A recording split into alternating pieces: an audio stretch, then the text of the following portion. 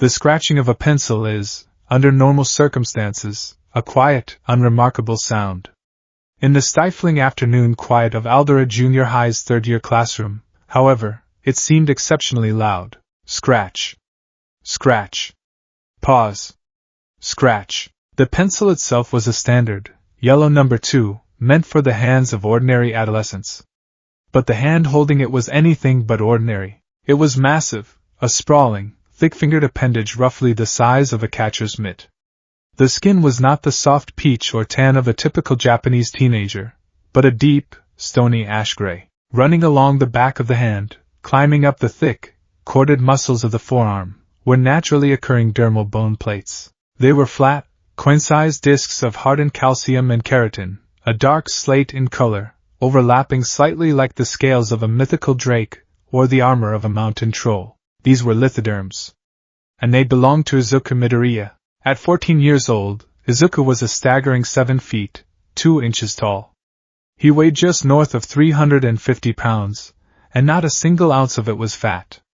He was built like a siege engine. His shoulders were impossibly broad, stretching the reinforced fabric of his custom-tailored black school uniform to its absolute limits. Beneath the collar of his shirt, intricate, symmetrical dark markings, resembling ancient tribal tattoos, swept up the thick column of his neck and across his prominent jawline. His ears were long, swept back, and tapered to sharp points, twitching slightly at the ambient sounds of the classroom. If one were to look at him sitting at his desk, a reinforced steel and oak monstrosity bolted to the floor at the very back of the classroom to prevent him from blocking anyone's view, they would assume they were looking at a terrifying villain, a brute, a warlord born of fantasy and nightmare. And yet, the terrifying warlord was currently hunched over, his massive shoulders curled inward to make himself look as small as physically possible. So if MT Lady were to optimize her gigantification to prioritize structural integrity over maximum height, she could potentially mitigate the collateral damage to nearby roadways. Izuku muttered, his voice a deep, rumbling baritone that he desperately tried to keep at a whisper. Though the kinetic force of a single step at full height generates roughly 4 tons of pressure per square meter, so perhaps a shock-absorbing boot support item would be. He pressed a bit too hard. Snap. The graphite tip of the pencil shattered against the paper of his Hero Analysis for the Future, Volume 13 notebook. Izuku let out a long, heavy sigh that sounded like wind rushing through a mountain cavern. His brow furrowed in distress. He carefully pinched the broken pencil between his massive thumb and forefinger, setting it down as though handling a fragile pane of glass. He reached into his pencil case, which was actually an industrial-sized toolbox he had repurposed, and retrieved another one. To Izuku's immediate right, a classmate named Tanaka was nervously erasing an error on his worksheet. In his frantic rubbing, the eraser slipped from his hand, bouncing across the floor and rolling to a stop directly against the toe of Izuku's custom-made, size 22 red sneaker. Tanaka froze. The blood drained from his face. Slowly, deliberately, Izuku leaned down. His joints didn't pop, they glided with terrifying, smooth power. His massive, gray hand scooped up the tiny pink eraser. Izuku sat back up and turned to Tanaka. Wanting to be polite, Izuku offered what he believed was a reassuring, friendly smile. Unfortunately for Tanaka, when a 7-foot-tall behemoth with solid, pupil-less white eyes and slate-gray skin smiles at you, it does not look friendly. It looks like a predator baring its teeth before a meal. Here you go, Tanaka-kun, Izuku whispered, placing the eraser gently on the boy's desk. Tanaka swallowed hard, his hands trembling. Thank you, Midoriya. Please don't eat me. Izuku's smile instantly melted into an expression of profound comical sorrow. I'm a vegetarian on weekdays. He tried to whisper defensively, but Tanaka had already turned back to his desk, rigid with fear. Izuku slumped in his reinforced chair, a familiar ache settling in his chest. It's always like this, he thought, his solid white eyes downcast. In the modern era of quirks, roughly 80% of the global population possessed some sort of superhuman ability or physical mutation. Heteromorphic traits were incredibly common. There were people with animal heads, extra limbs, skin made of wood or stone, and eyes that defied biological sense. Yet, even among the bizarre tapestry of modern humanity, Izuku stood out. His quirk registration simply read, Goliath Physiology. According to the doctors, it was an incredibly rare, recessive genetic throwback. Millennia ago, long before the dawn of quirks, there were rumors of secluded, mountain-dwelling tribes, giant, gray-skinned warriors who carved their homes into the frozen peaks of the world, living by strict codes of honor and brute survival. As quirks emerged and the world integrated, these bloodlines thinned, blending into the rest of humanity until they were nothing more than a myth. Neither of Izuku's parents looked like him. His mother, Inko, was a short, plump woman with a minor telekinetic quirk. His father, Hisashi, who worked overseas, was a relatively average man who could breathe fire. But somehow, the ancient genetic dice had rolled a perfect combination, and Izuku had been born a true Goliath. It was an isolating existence. The world was simply not built for him. Door frames were hazards. Chairs were fragile traps. Utensils were maddeningly tiny, but worse than the physical inconveniences was the way people looked at him. They saw a monster. They saw an unstoppable, mindless brute. They didn't see the boy who cried during sad commercials, who meticulously studied hero support items, and who worshipped the symbol of peace, all might, with a devotion that bordered on religious. Izuku didn't want to be a warlord. He wanted to be a hero who saved people with a smile. All right, settle down, class. Mr. Chiba, their homeroom teacher, stood at the front of the room, slapping a stack of papers against his podium. You're all third years now, so it's time to start thinking seriously about your futures. I'm going to pass out these career aptitude forms, but... The teacher paused, a smirk crossing his face. He dramatically threw the stack of papers over his shoulder. They scattered like snow across the front row. But I know you all want to go to the hero track anyway. The classroom erupted. Quirks flared to life, students stretched their necks, fired small lasers from their fingers, and cheered. Izuku offered a small, hesitant pump of his massive fist, careful not to hit the ceiling. Yes, you all have wonderful quirks, Mr. Chiba said, waving them down. But remember, using your powers in school is against the rules. Hey, teach! The voice was arrogant, loud, and dripped with a terrifying confidence. Izuku flinched, his pointed ears pinning back flat against his gray hair. Katsuki Bakugo leaned back in his chair, his feet kicked up onto his desk. Don't lump me in with these background characters. I'm not gonna be stuck at the bottom with the rest of these rejects. The class immediately erupted into angry shouts. You think you're better than us, Katsuki? Background characters? Who are you calling a reject? Bakugo merely scoffed, small explosions popping and crackling in the palms of his hands like firecrackers. Bring it on, extras! I'll take you all on, Mr. Chiba sighed, checking his clipboard. Ah, Bakugo. You're aiming for UA High School, aren't you? The classroom fell dead silent. UA was the most prestigious hero academy in the nation. Its acceptance rate was abysmal.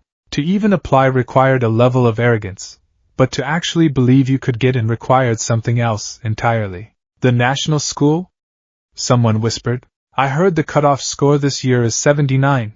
Bakugo jumped up onto his desk, his chest puffed out. That's exactly why you extras are just stepping stones. I aced the mock exams. I'm the only one at this crappy middle school who has a chance. I'm going to surpass All Might and become the top hero, and I'll be carving my name into the annals of history. Oh, Mr. Chiba muttered, scanning the rest of the clipboard. Midoriya, you're applying for UA2, right? Time stopped. Izuku froze, his massive pencil slipping from his fingers. The silence in the classroom was so profound that Izuku could hear the frantic beating of his own enormous heart. Every single head turned toward the back corner of the room. For a second, nobody spoke. They just stared at the 7-foot-tall, 350-pound wall of gray muscle and bone. Then, Bakugo's head slowly snapped around.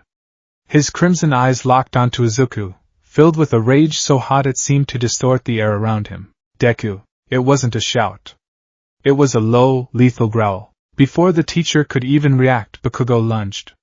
He propelled himself off his desk using an explosion, crossing the classroom in a millisecond. He slammed his right palm directly down onto the center of Izuku's reinforced steel desk. Boom! A massive, fiery explosion detonated in the back of the classroom. Smoke billowed out, smelling of scorched metal, burning ozone, and sweet nitroglycerin. The shockwave rattled the windows and sent Tanaka tumbling out of his chair with a shriek. As the smoke slowly cleared, the destruction became visible. The steel desk, designed to hold 300 pounds, was warped, blackened, and partially melted. Sitting behind it, completely unharmed, was Izuku.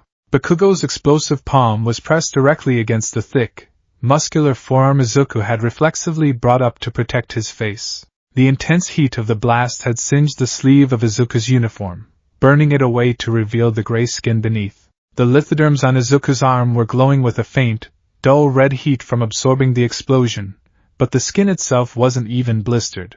To a Goliath, fire and heat were trivial. They were born of the unforgiving peaks, adapted to survive extreme elements. Bakugo's middle school level explosions felt like little more than a hot gust of wind against Izuku's natural armor. But Izuku didn't act invincible. Instead, he was trembling. "Keikaken!" Izuku squeaked, pressing his back against the wall, trying to shrink away. Huge, comical anime tears the size of golf balls began cascading out of his pupilless white eyes, streaming down his gray cheeks and splashing onto his ruined desk. "I am sorry. I wasn't trying to compete with you. I swear." "Listen to me, you massive freak," Bakugo hissed, his voice trembling with fury. He ignored the fact that he was craning his neck up just to look Izuku in the eye while Izuku was sitting down. "You think because you're built like a damn brick wall that you can look down on me? You don't have a real quirk. You're just a giant, stupid, quirkless anomaly." It's not like that," Izuku cried, waving his massive hands frantically. "I don't look down on you, Kaken. You're amazing. I've wanted to be a hero since I was little. It's just a dream. There's no harm in trying, right?" "Trying?" Bakugo roared, leaning closer, another explosion popping in his hand. "What the hell can you even do? You're just going to get in the way. You think being a giant mutant makes you a hero? You're a villain waiting to happen, Deku. The hero course would chew you up and spit you out." Izuku flinched, the words striking deeper than any physical blow ever could. He looked down at his massive hands. Bakugo was right, wasn't he? Heroes were bright, flashy, and inspiring. They had quirks that manipulated elements, or granted incredible speed, or emitted radiant light. Izuku just had mass. Bone. Muscle. He looked like the monsters the heroes were supposed to fight, but he didn't fight back. He never fought back. It was a strange, primal dichotomy within him. His Goliath biology came with instincts, deep, ancient urges etched into his DNA. Chief among them was the concept of the herd. In ancient times, a Goliath's immense strength was not meant for vanity or senseless violence. It was meant to protect the tribe. The old, the young, the weak. To Izuku's subconscious, pharaoh brain, Class 1A of Aldera Junior High was his herd. Bakugo was part of his herd. A Goliath does not strike out at their own.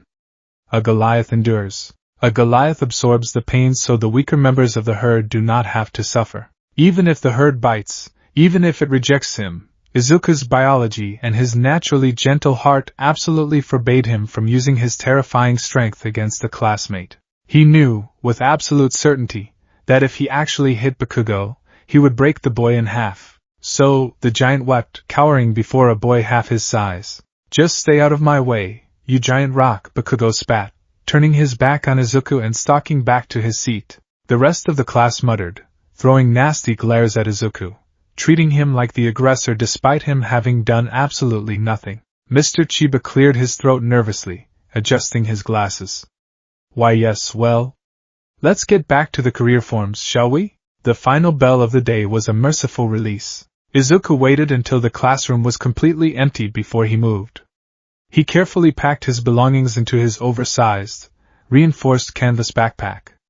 He stared mournfully at his ruined uniform sleeve. His mother was going to have to sew another patch onto it.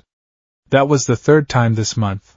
He slung the massive bag over one shoulder and ducked his head significantly to pass through the classroom door. The hallways were largely empty, the setting sun casting long, orange shadows across the linoleum floors. Izuku walked in silence, his heavy, custom-made sneakers making soft, thudding sounds. He took the back exit out of the school, preferring to avoid the stares and whispers of the other students. As he stepped out into the courtyard, he heard voices near the koi pond. Yeah, did you see the freak cry? It's pathetic. Izuku paused. He peeked around the corner of the building. Bakugo and two of his lackeys were standing by the railing of the small decorative bridge overlooking the pond. In Bakugo's hand was Izuku's hero analysis notebook. He must have snatched it from the desk during the chaos of packing up. He really thinks he can get into Yui just by being big, one of the lackeys sneered. Hey Bakugo, what are you gonna do with that? Bakugo scowled at the notebook. Without a word, he slammed his palms together, sandwiching the notebook between them. A muffled explosion went off. When Bakugo pulled his hands apart, the notebook was a scorched, blackened mess. Izuku felt a pang of sorrow in his massive chest. He had spent months on those notes. With a casual flick of his wrist, Bakugo tossed the ruined notebook over the railing. It splashed into the koi pond below. Most top-tier heroes have stories about their school days, Bakugo said, his voice cold and arrogant, echoing off the brick walls of the courtyard. They always talk about how they were the only ones from their mediocre middle schools to make it to the big leagues. I'm going to be the only one from Aldera. That giant freak isn't going to taint my origin story. Bakugo turned, walking away with his hands stuffed in his pockets, his lackeys trailing behind like remoras on a shark. Izuku stood frozen behind the corner, his large hands clenching into fists. The lithoderms on his knuckles ground together with a sound like two river stones rubbing against each other. He waited until they were completely gone before stepping out.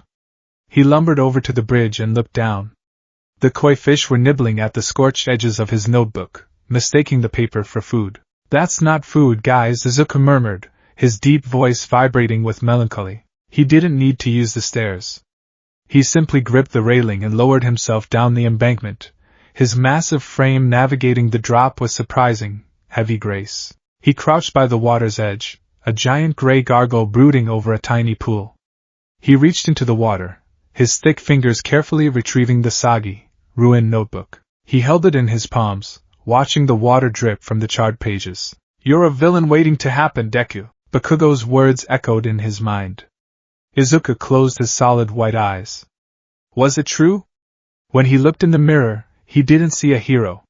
He saw a monster. His quirk, his entire existence, was fundamentally built for violence. Goliaths were made to crush, to break, to survive extreme punishment. They weren't made to rescue cats from trees or smile reassuringly at civilians. But Izuku's heart was so full of love for the world. Every time he saw a hero on the news, every time he saw All Might raise a fist in triumph and declare, "I am here!" Izuku's soul burned with a desperate, overwhelming need to do the same. He wanted to be a shield. He wanted to use this cursed, monstrous body to stand between the innocent and the darkness. I have to try, Izuku whispered to the empty courtyard, clutching the ruined notebook to his broad chest. Even if I'm just a giant. Even if everyone laughs. I have to try. With a heavy, rumbling sigh, Izuku stood up to his full height. He placed the wet notebook into a plastic bag he kept in his backpack for emergencies, slung the bag over his shoulder, and began the long walk home. The route from Aldera Junior High to the Midoriya apartment was a familiar, winding path through the dense urban sprawl of Muzurifu. Usually, Izuku took the main streets. He liked the hustle and bustle, even if he had to constantly weave and dodge to avoid stepping on people or bumping his head on low-hanging shop signs. Today, however, he was not in the mood for the stairs. He wasn't in the mood for mothers pulling their children closer as he walked by, or police officers eyeing him suspiciously, their hands hovering near their batons. He decided to take a shortcut. There was an old, concrete underpass that cut beneath the local train tracks. It was dark, covered in graffiti, and always smelled faintly of damp moss and old garbage. Most people avoided it, preferring the well-lit crosswalk a block over. For Izuku, it was a quiet sanctuary. As he stepped into the cool shade of the tunnel, his sweeping, pointed ears twitched. The ambient noise of the city above was muffled, replaced by the echoing drip of water from a leaky pipe. Izuku walked slowly, the heavy thud, thud, thud of his massive sneakers echoing off the curved concrete walls. He was lost in thought, redesigning his ruined notebook pages in his head, calculating the optimal tensile strength for Kamui Wood's binding attacks. Slosh. Izuku paused. His ears swiveled backward, independently tracking the sound. Slosh. Gurgle. Splat. It didn't sound like water dripping from a pipe. It sounded viscous. Heavy. Like mud being churned in a cement mixer. Izuku turned his massive body around, peering into the shadows behind him. "Hello?" he called out, his deep voice echoing in the tunnel. "Is someone there? You shouldn't be down here alone. It's not safe." A wet, bubbling chuckle emanated from the darkness. A grate covering a manhole in the center of the tunnel suddenly rattled, then blasted upwards, clattering violently against the ceiling before crashing to the floor. From the open sewer line, a massive, gelatinous mass began to ooze upward.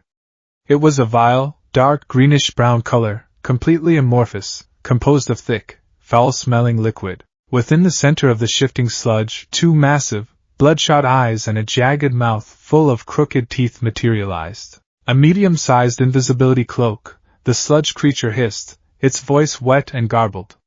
"No. Wait. Look at the size of you. A large cloak. An extra-large meat suit. Perfect. With a body this big, I could hide from anyone." Izuku took a step back, his eyes widening. A villain. A real, live villain, right here in the underpass. Panic seized him. The Goliath instincts that slept beneath his skin roared to life, a sudden surge of adrenaline flooding his system. Threat. Predator. Protect. But the human side of him, the terrified 14-year-old boy who had just been yelled at by his classmate, froze in sheer terror. "Stay back," Izuku stammered, raising his hands defensively. "Don't worry, kid." The sludge villain laughed, lunging forward with terrifying speed. "It'll only hurt for about 45 seconds. Then, I'll be in the driver's seat." Before Izuku could turn to run, a massive tendril of sludge whipped out and wrapped around his thick ankle, yanking his feet out from under him. Despite weighing nearly 400 pounds, Izuku hit the concrete floor hard. The impact would have shattered a normal human's ribs, but Izuku's lithoderms and incredibly dense musculature absorbed the blow with a dull thud. But the villain didn't stop. Like a tidal wave of living sewage, the sludge crashed over Izuku's massive frame.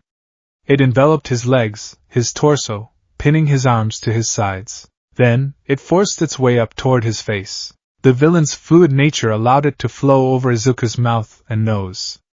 The taste was unimaginable, like raw sewage mixed with rotting meat and battery acid. Izuku gagged, instinctively opening his mouth, which was exactly what the villain wanted. Thick, suffocating sludge forced its way down Izuku's throat, filling his windpipe, invading his lungs. "Yes, that's it," the villain cackled, its eyes hovering just inches above Izuku's face.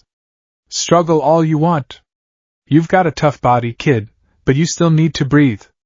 Just let it happen." Izuku's eyes bulged, the solid white orbs going wide with absolute panic. He was drowning. He was drowning on dry land, suffocating in the dark. His vision began to blur at the edges. His lungs burned with the desperate, agonizing need for oxygen. He was going to die here, in an anonymous tunnel, killed by a nameless villain, before he ever had the chance to try and be a hero. He would never see his mother again. He would never prove Bakugo wrong. No. Deep within the core of Izuku's DNA, an ancient defense mechanism awoke. When a Goliath is pushed to the absolute brink of destruction, when the mountain threatens to crush them or the blizzard threatens to freeze the blood in their veins, they do not simply lay down and die. They tap into the earth. They harden. They endure. Stone's endurance. Izuku's pupilless eyes flared with a sudden, fierce inner light. A deep, guttural roar vibrated in his chest, so powerful it sent ripples through the sludge villain's liquid body. Suddenly Izuku's ash-gray skin shifted. The muscle fibers beneath the surface hyper-contracted, locking together with the density of granite. The lithoderms on his arms, chest, and neck expanded slightly, forming an interlocking armor of impenetrable bone. His entire physiology shifted from flesh and blood to living, breathing stone. The sludge villain shrieked in surprise. "What the hell? Why are you so hard? My fluid, I can't crush your windpipe. I can't squeeze your lungs." Izuku couldn't breathe, but his Goliath lung capacity was immense. Where a normal human would pass out in 40 seconds, Izuku's massive, reinforced lungs could sustain his enormous body for several minutes without a fresh breath. He had time. With a surge of pure, desperate strength, Izuku forced his right arm upward. The sludge straining to hold his arm down simply tore apart like wet tissue paper against the sheer mechanical torque of the Goliath's muscles. Izuku reached up, his massive, stone-hard fingers plunging directly into the villain's viscous body. He didn't know how to fight a liquid. He just knew he had to get it off. His thick fingers found purchase in the sludge. He squeezed, his grip's strength easily exceeding 2,000 pounds of pressure per square inch. He physically tore a massive chunk of the villain away from his face, ripping the fluid apart by sheer brute force. Gah! The sludge villain screamed in actual pain. You little brat! That hurts. Stop fighting it. Izuku tore another chunk away, spitting out a mouthful of foul-tasting muck. He gasped for a fraction of a second, inhaling a tiny sliver of air before the villain aggressively flowed back into the gap, suffocating him once more. It was a stalemate. Izuku was incredibly, terrifyingly strong, tearing the villain apart piece by piece, but the villain was completely amorphous. Every piece Izuku ripped away simply flowed back into the main body. He couldn't destroy it, and the villain couldn't crush him, but Izuku's oxygen was running out. Even a Goliath couldn't hold his breath forever. His movements grew sluggish. The burning in his chest shifted to a cold, numbing ache. The edges of his vision darkened to pitch black. His massive, stone-hard arms fell to his sides, the strength finally draining from his colossal frame. I'm sorry, Mom, Izuku thought, his mind drifting away into the dark. I guess I really was just a giant freak after all. Finally! The villain sneered, feeling the boy's resistance fade. This kid's a monster, but I've got him now.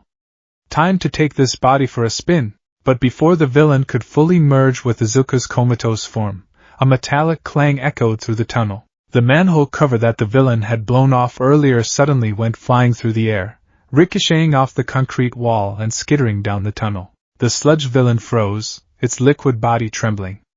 It slowly turned its eyes toward the entrance of the underpass. Standing in the silhouette of the afternoon sun was a towering figure. He was massive, easily standing over 7 feet tall, dressed in baggy, civilian clothes that barely contained his impossibly bulging musculature. Have no fear, you overgrown puddle, a voice boomed, echoing through the concrete tunnel with the force of a thunderclap. The figure stepped forward, the shadows peeling away to reveal a sharp, chiseled face with a brilliant, blinding smile. 2 tufts of blonde hair stood up like the antennae of a great insect. For I am here, the sludge villain panicked. All Might? It shrieked, instantly abandoning its attempt to possess Izuku. It drew back into a massive, towering wave of sludge, rearing up to strike the newcomer. No, I won't let you! All Might didn't even flinch. He planted his right foot into the concrete, shattering the ground beneath his shoe. He drew his right fist back, the muscles in his arm expanding to absurd proportions. Texas! All Might roared, lunging forward with a speed that defied logic. Smash! He didn't even make physical contact with the villain. He punched the air itself. The sheer kinetic force of the punch compressed the air molecules in the tunnel, creating a localized hurricane. A massive shockwave tore through the underpass. The wind pressure was so intense it literally blew the sludge villain apart at the molecular level, scattering the green sludge across the walls, ceiling, and floor in a million tiny droplets. The wind howled, violently whipping Izuku's limp body across the concrete floor until he slammed into the far wall. Then, silence fell over the tunnel, save for the gentle pat, pat, pat of sludge dripping from the ceiling. All Might stood tall, his fists planted firmly on his hips, his white teeth shining in the dim light. He quickly reached into his cargo pants pocket and produced 2 empty, 2-liter plastic soda bottles. Moving with blinding speed, he darted around the tunnel, scooping up the splattered remnants of the villain and securing them in the bottles. A job well done! All Might laughed heartily to himself, screwing the caps on tight. Now, to check on the civilian. All Might turned his attention to the body slumped against the wall. He walked over, his heroic smile faltering just a fraction as he got a good look at the victim. All Might was used to saving ordinary citizens. Sometimes he saved mutants. But as he looked down at the boy lying unconscious on the concrete, he felt a rare twinge of intimidation. The boy was colossal. He was wearing a junior high school uniform, but he was exactly the same height as All Might himself in his muscle form. The boy's skin was a deep, stone gray, covered in intricate black markings and thick, bone-like plates. His chest was as broad as a small car, and his arms looked like they could bench press a bus. Good Lord, All Might thought, sweat dropping down the side of his head. Is this a student? He looks like he could have eaten the sludge villain for breakfast. What an absolutely magnificent physique. This boy is built like a mythological titan. All Might knelt down, careful not to startle the giant. He reached out and gently tapped the boy's cheek. The skin felt incredibly dense, like tapping on a solid oak door. Hey! Hey! Wake up, young giant! All Might called out, tapping a bit harder, using a fraction of his super strength. Smack! Smack! Smack! Are you alright? Izuku's consciousness swam back to the surface through a sea of pain. His lungs ached, his throat burned, and his cheek was stinging repeatedly. He slowly opened his solid white eyes. His vision was blurry, catching glimpses of bright blonde hair and a massive, shadowy figure standing over him. Am I dead? Izuku thought groggily. Is this an angel? As his vision cleared, the angel came into focus. The massive, chiseled face. The brilliant, beaming smile. The towering, muscular frame that cast a shadow over him. Izuku's heart completely stopped in his chest. His brain short-circuited. Ah! Excellent! You're awake! All Might boomed, stepping back and striking a heroic pose, his hands on his hips. I apologize for the rough rescue. But I am glad you are unharmed. That villain put up quite a fight, but he was no match for justice. Izuku couldn't speak. He couldn't breathe. The sludge villain was completely forgotten. Sitting directly in front of him, closer than he had ever been to another human being, was All Might. The symbol of peace. The #1 hero in the world. The man Izuku had worshipped since he was old enough to watch videos on the internet. Izuku pushed himself up into a sitting position, his massive frame dwarfing the space around him. He stared at All Might, his jaw slacking open. All. Izuku stuttered, his deep, rumbling voice vibrating with absolute shock. All Might. Suddenly, without warning, the 7-foot-tall, 350-pound Goliath clamped his massive hands over his mouth. His pupilless white eyes squinted, and absolute torrents of tears exploded from his face like two high-pressure fire hoses. All Might! Izuku wailed, his deep voice cracking into a high-pitched sob. He curled his massive shoulders inward, crying so hard his entire body shook. It's really you! Oh my goodness! I'm your biggest fan! I have all your action figures. Even the Silver Age ones. All Might stood frozen, his heroic smile twitching violently. He had expected the boy to be stoic. He had expected a deep, rumbling thank you, perhaps a nod of mutual warrior respect. He did not expect this literal behemoth of a teenager to burst into hysterical, baby-like tears and squeal like a fangirl at a pop concert. The sheer juxtaposition of Izuku's terrifying, warlord-like appearance and his incredibly soft, weeping demeanor sent All Might's brain into a mild state of shock. There, young man! All Might said loudly, awkwardly patting Izuku on his massive, boulder-like shoulder. A true hero is always on the clock. But, please stop crying. You're flooding the tunnel. Izuku furiously wiped his eyes, smearing the tears across his gray skin. I am sorry. I'm just so overwhelmed. Wait. An autograph. I need an autograph. Izuku scrambled onto his hands and knees, frantically searching around him. He spotted his oversized backpack lying a few feet away.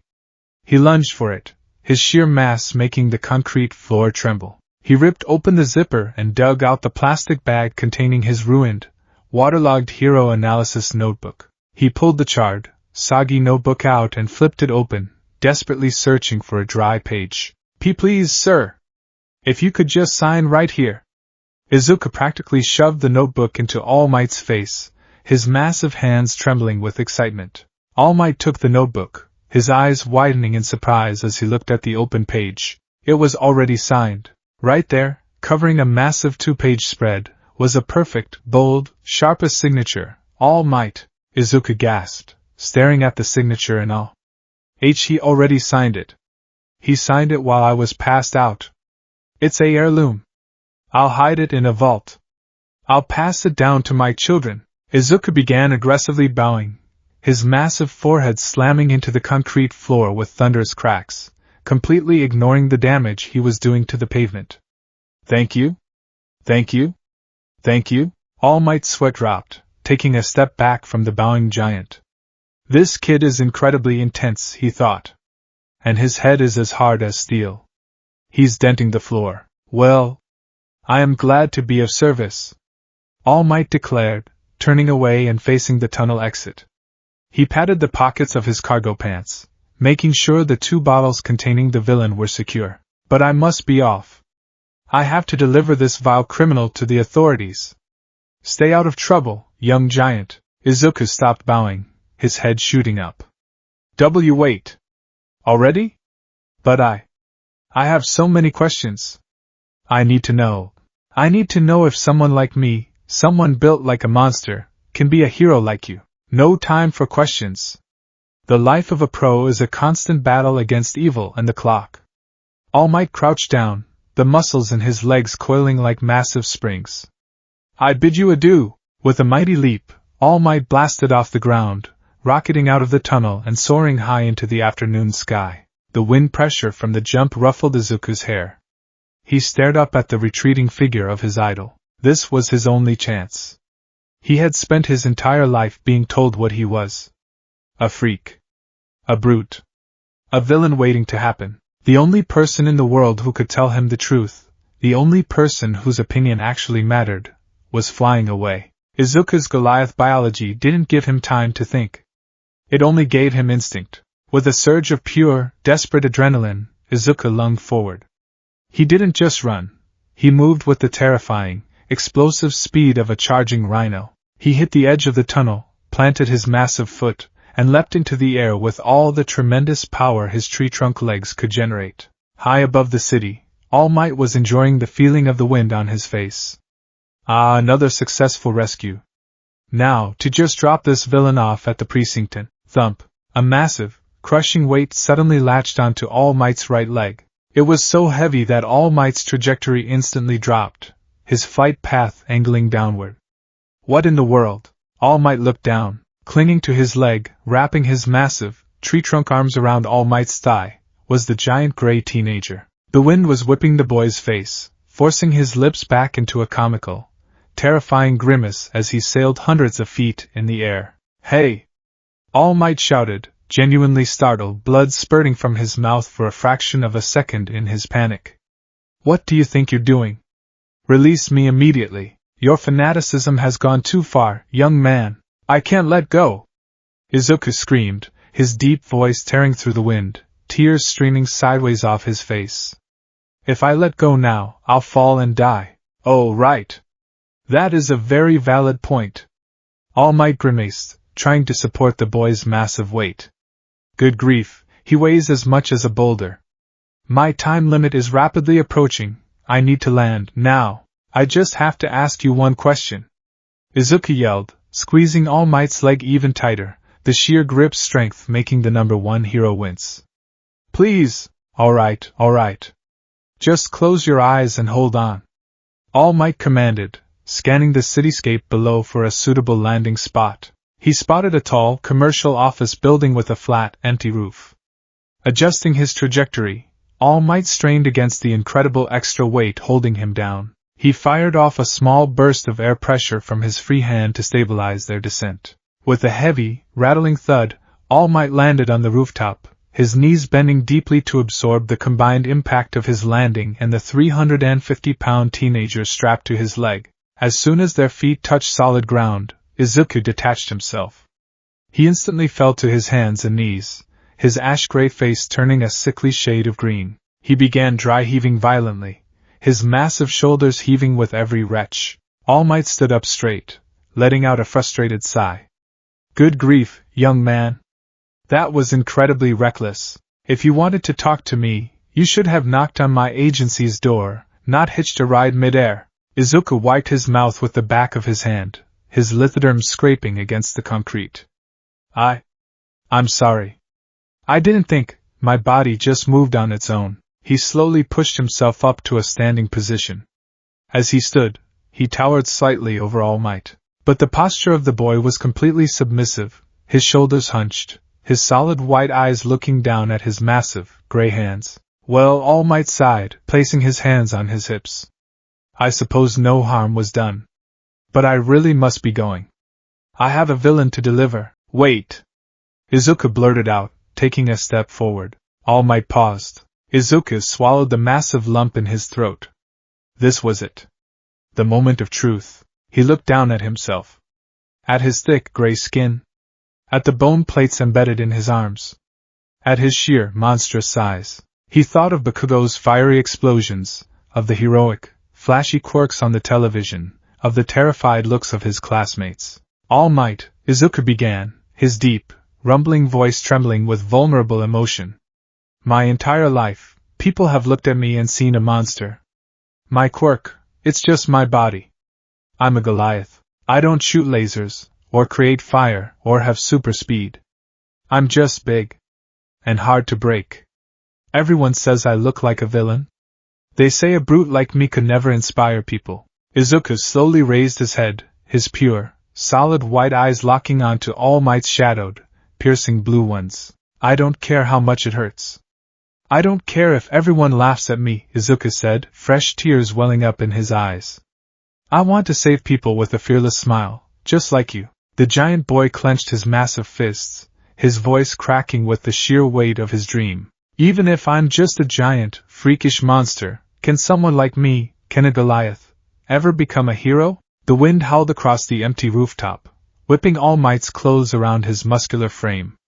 The number one hero stared up at the giant, weeping boy before him. He saw the intimidating, warlord-like physique, but more importantly, he saw the desperate, beautiful, purely heroic heart beating beneath the stony flesh. All Might opened his mouth to answer, but before he could utter a single word, a sharp, agonizing pain erupted in All Might's side. Oh no, All Might thought, his blue eyes widening in sheer panic. Not now. The time limit.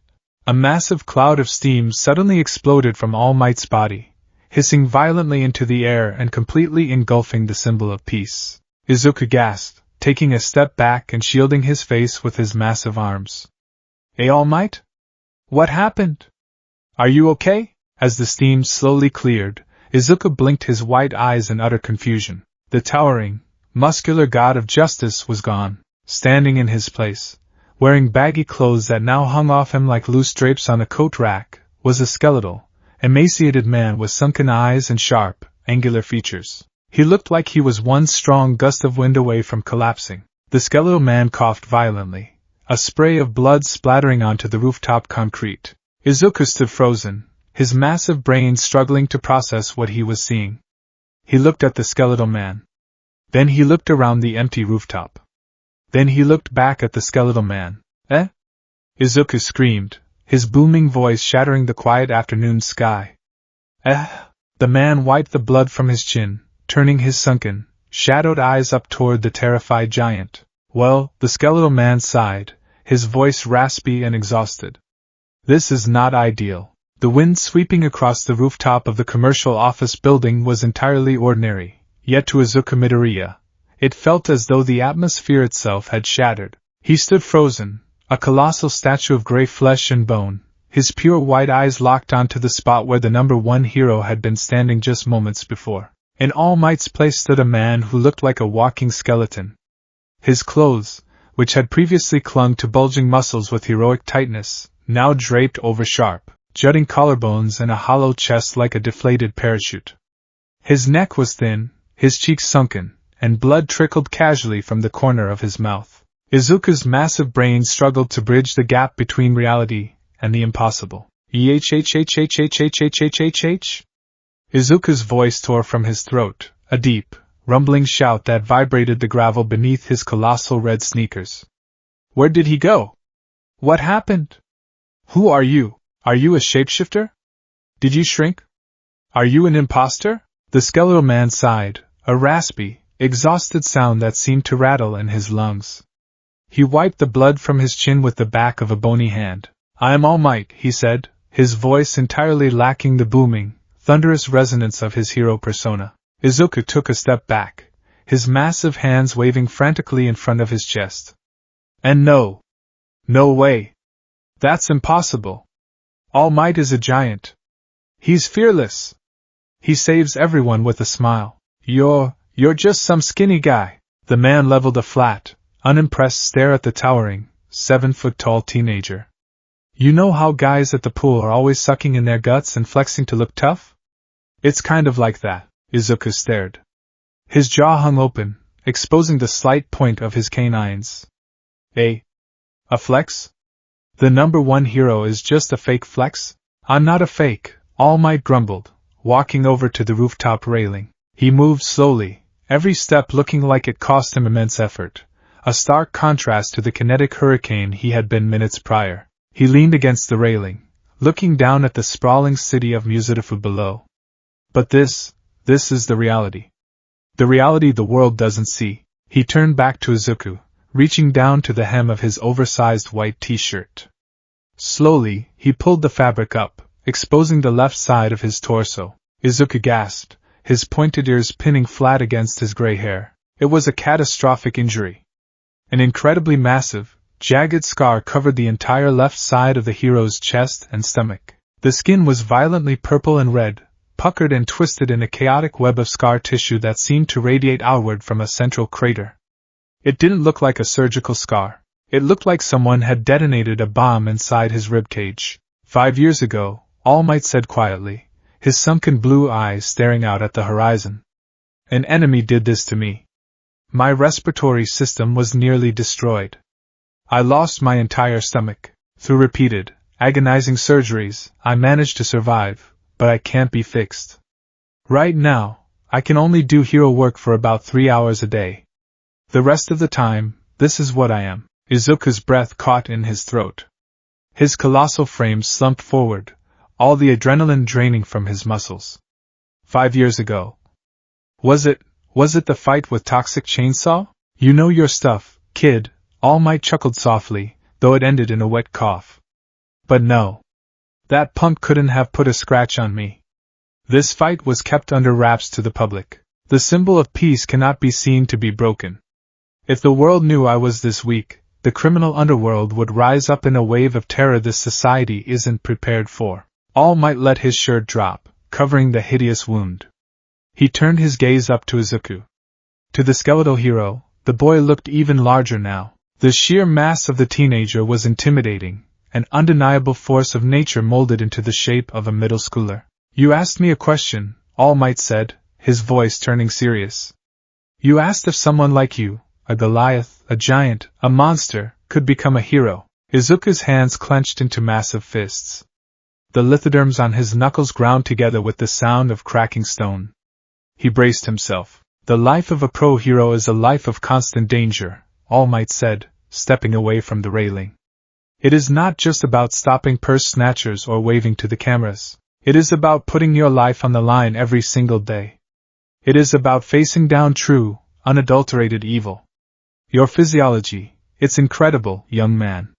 Your strength is staggering. Your durability is obvious.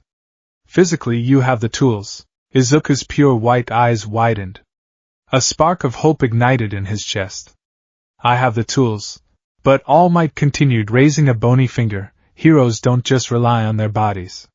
The villain world is cruel, and villains don't play fair.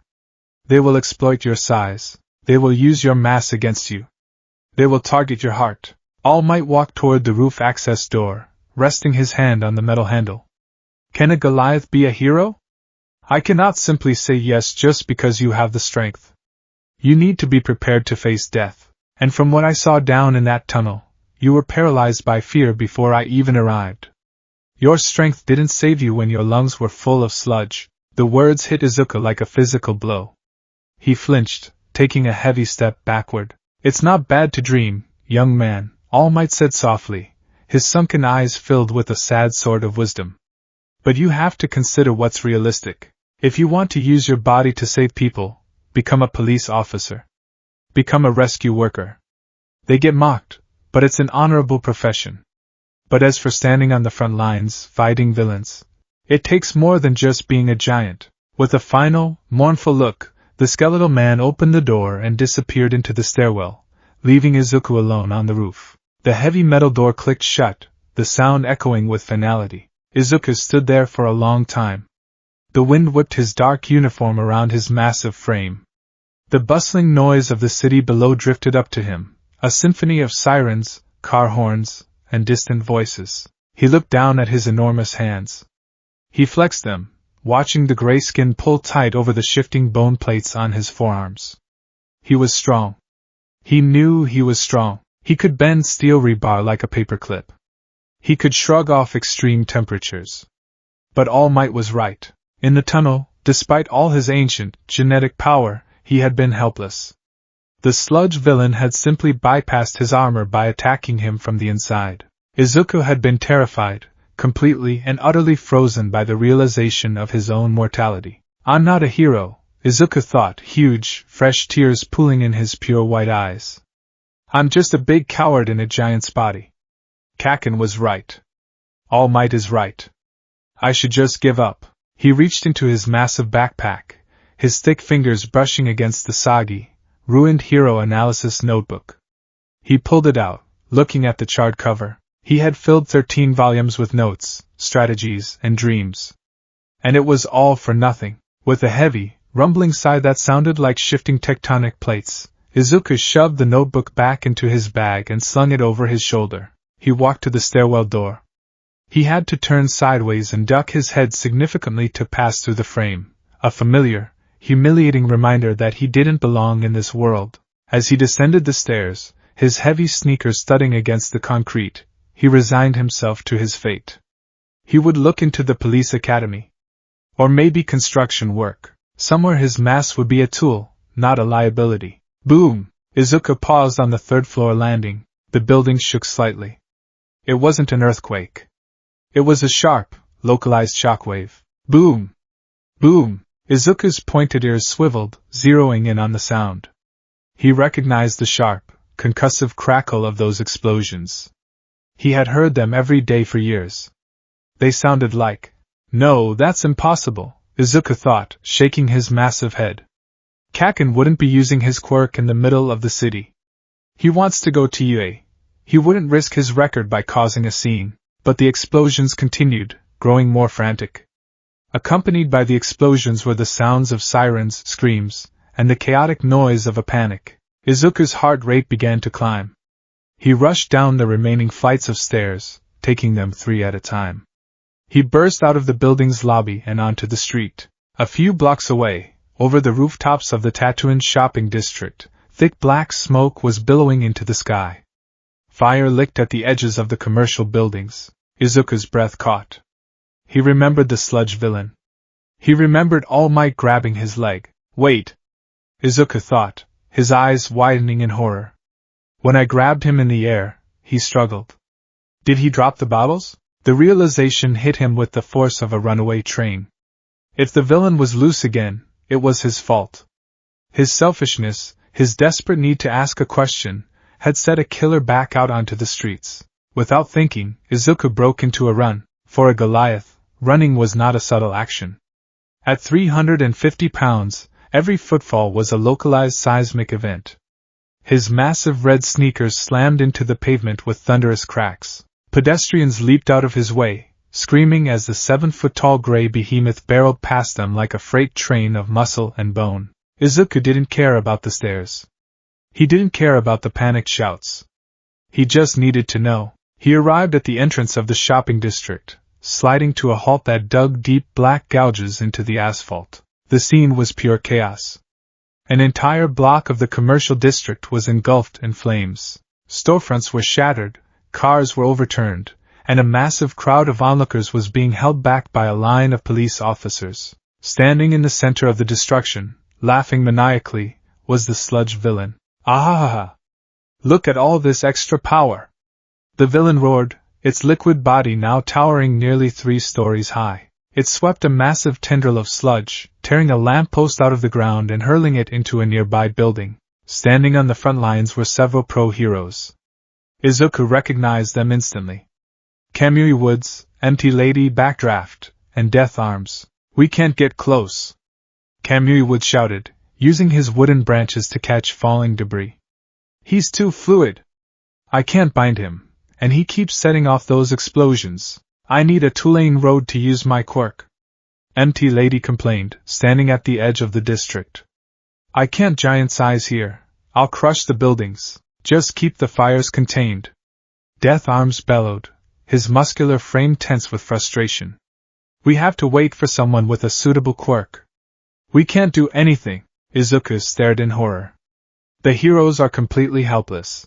Then, the smoke shifted, and Izuku saw the source of the explosions. Trapped deep within the gelatinous mass of the villain, struggling violently, was a teenager. The boy's ash-blonde hair was matted with sludge. His hands were thrashing, setting off massive, desperate explosions that were only fueling the fire around them. It was Bakugo. Izuku's heart stopped. The world around him went completely silent. The roar of the fire, the screams of the crowd, the shouts of the heroes, it all faded into white noise. All he could see were Bakugo's eyes. They were wide. Terrified. Pleading. It was an expression Izuku had never, ever seen on his childhood friend's face. Bakugo was drowning, just like Izuku had been. But Bakugo didn't have Goliath lungs. Bakugo didn't have a stone-hard body to buy himself time. Bakugo was going to die. "It's my fault," Izuku thought, trembling violently. "I let the villain go. And now Kaken is paying the price." The pro-heroes were standing back. They were calculating the risks, weighing the collateral damage, waiting for backup. It was the logical, professional thing to do, but deep within Izuku Midoriya, beneath the anxiety, beneath the fear, beneath the 13 volumes of hero analysis, an ancient, primal voice awoke. It was a voice older than quirks. Older than cities. It was the roar of the mountain. The herd is in danger. In Goliath culture, there is no hesitation when the tribe is threatened. You do not calculate odds. You do not wait for backup. If the wolf is at the door, you become the avalanche that crushes it. Bakugo had mocked him, burned his notebook, and told him to jump off a roof. It didn't matter. Bakugo was his classmate. Bakugo was his friend. Bakugo was his herd. Izuku's pure white eyes suddenly flared with an intense, blinding light. A deep, guttural roar tore its way up from his chest, escaping his lips with a sound so terrifying, so earth-shatteringly loud, that the entire crowd flinched. It wasn't the scream of a boy. It was the war cry of a titan. Before Izuku's conscious mind could even process what he was doing, his massive, tree-trunk legs propelled him forward. Crack! The asphalt beneath his feet shattered like glass as he launched himself past the police barricade. "Hey! Stop! What are you doing?" Death Arms shouted, reaching out to grab the boy. Death Arms was a strength-enhancing hero. He possessed immense physical power. But when his hand clamped onto Izuku's massive bicep, he felt like he had just grabbed a speeding bullet train. Izuku didn't even slow down. The sheer kinetic force of the Goliath's momentum ripped Death Arms' grip away, spinning the pro-hero around like a top. "Kid! You'll die!" Kamui Woods yelled. Izuku ignored them. He was a gray blur of muscle and rage, charging directly into the inferno. The heat of the flames washed over him, but his Goliath biology shrugged it off. His heavy sneakers thumped against the ground in a terrifying rhythm. The sludge villain looked down, its massive eyes widening in recognition. "You! The giant brat! You came back for round 2? The villain whipped a massive tendril of sludge directly at Izuku, intending to sweep his legs out from under him just like in the tunnel. But Izuku wasn't caught off guard this time. He was fully committed. Izuku didn't dodge. He lowered his massive shoulder and activated Stone's endurance. The muscle fibers across his body hypercontracted, locking his joints and hardening his skin to the density of solid granite. The tendril struck him square in the chest with the force of a wrecking ball. Thud! The sludge simply splashed against his chest, completely ineffective. Izuku didn't even stagger. He plowed straight through the villain's attack, his momentum unbroken. "Kaken!" Izuku roared, closing the distance to the main body of the villain. Bakugo's eyes widened through the murky sludge. Deku? What the hell is this giant idiot doing? Izuku reached the villain. In a normal situation, a hero might try to blast the villain away, or pull the victim free. But Izuku had no flashy quirk. He only had his environment, and his impossible strength. He looked down. The villain's explosive rampage had torn up the street, exposing the rebar-reinforced concrete foundations of the sidewalk. Izuku dropped to one knee. He plunged his massive, stone-hard fingers directly into the cracks in the street. He gripped a huge, jagged slab of shattered concrete, roughly the size of a dining room table, still attached to the rebar. With a roar that strained his vocal cords, Izuku stood up, using his legs and lower back. Skrrk! The sheer torque of the Goliath's strength tore the concrete slab out of the earth, snapping the thick steel rebar like dry twigs. Izuku didn't throw it. He didn't want to crush Bakugo. Instead, he lunged forward, using the massive slab of concrete like a giant, improvised pry bar. He slammed the edge of the slab directly into the center of the villain's mass, wedging it forcefully between the thick sludge and Bakugo's trapped body. Get off him! Izuku screamed, his arms bulging, the lithoderms on his skin grinding aggressively as he leveraged his entire 350-pound frame against the concrete slab. You stupid brat! The villain shrieked, feeling its liquid form being violently displaced by the sheer mechanical force of the rock. I'll suffocate you both, the sludge surged, trying to flow around the concrete and engulf Izuku's arms. At the same time, Bakugo, still trapped in a panic, reflexively set off a massive point-blank explosion right next to Izuku's face. Boom! The blast was blinding, hot enough to melt steel. But Izuku's stone's endurance held firm. The explosion washed over his ash-gray face, singing his eyebrows and blackening his tribal markings. But his skin didn't blister. He didn't blink. He just pushed harder. Why? Bakugo choked out, coughing up sludge, his crimson eyes locking onto Izuku's pure white ones. Why are you here? Izuku's face contorted. The adrenaline was wearing off. The fear was creeping back in. He was struggling against a villain he couldn't punch, and he was taking explosions straight to the face. Giant, comical tears began to stream down his gray cheeks, completely at odds with his terrifying, warlord-like actions. I don't know! Izuku cried, leveraging the concrete slab harder, finally opening enough of a gap for Bakugo to draw a full breath of air. My legs just moved on their own. You looked like you were asking for help, Kakin. Bakugo froze. The anger, the panic, the arrogance, it all dissolved into absolute shock. This giant freak, this boy he had bullied and belittled for a decade, had charged into a blazing inferno, ignoring pro-heroes, purely because he thought Bakugo looked scared. From the edge of the crowd, a skeletal man watched the scene unfold. All Might stood frozen, his sunken blue eyes wide with awe. He had followed the smoke, cursing his own weakness, hating himself for being unable to act. He had watched the pros stand by, waiting for the perfect quirk, waiting for the perfect opportunity. But this boy, this giant, terrifying, weeping teenager, he hadn't waited. He didn't have the right quirk. He didn't have a plan. He had simply seen someone in pain and moved. Can a Goliath be a hero? The boy's words echoed in All Might's mind. The skeletal man placed a hand over the wound on his chest. It ached fiercely, a constant reminder of his limits. But as he watched Izuku fight a losing battle, tearing up the street to save a boy who hated him, All Might felt something else ignite within him. A spark he hadn't felt in a long, long time. I told him to be realistic, All Might thought, gritting his teeth, feeling the sheer hypocrisy burn in his throat. I scolded him. And yet I am standing here, acting like a bystander. He is showing me what it truly means to be a hero. Blood bubbled up in All Might's throat. He ignored it. He forced the air into his lungs, tapping into the absolute dregs of his power, ignoring the agonizing scream of his own body. Pathetic, All Might thought, steam beginning to roll off his skeletal frame, his muscles violently expanding, tearing his clothes. A pro should always be ready to risk his life. Back in the inferno, Izuku was losing ground. The concrete slab was cracking under the pressure of the sludge, and his stone's endurance was starting to slip. He was exhausted. It's over, kid!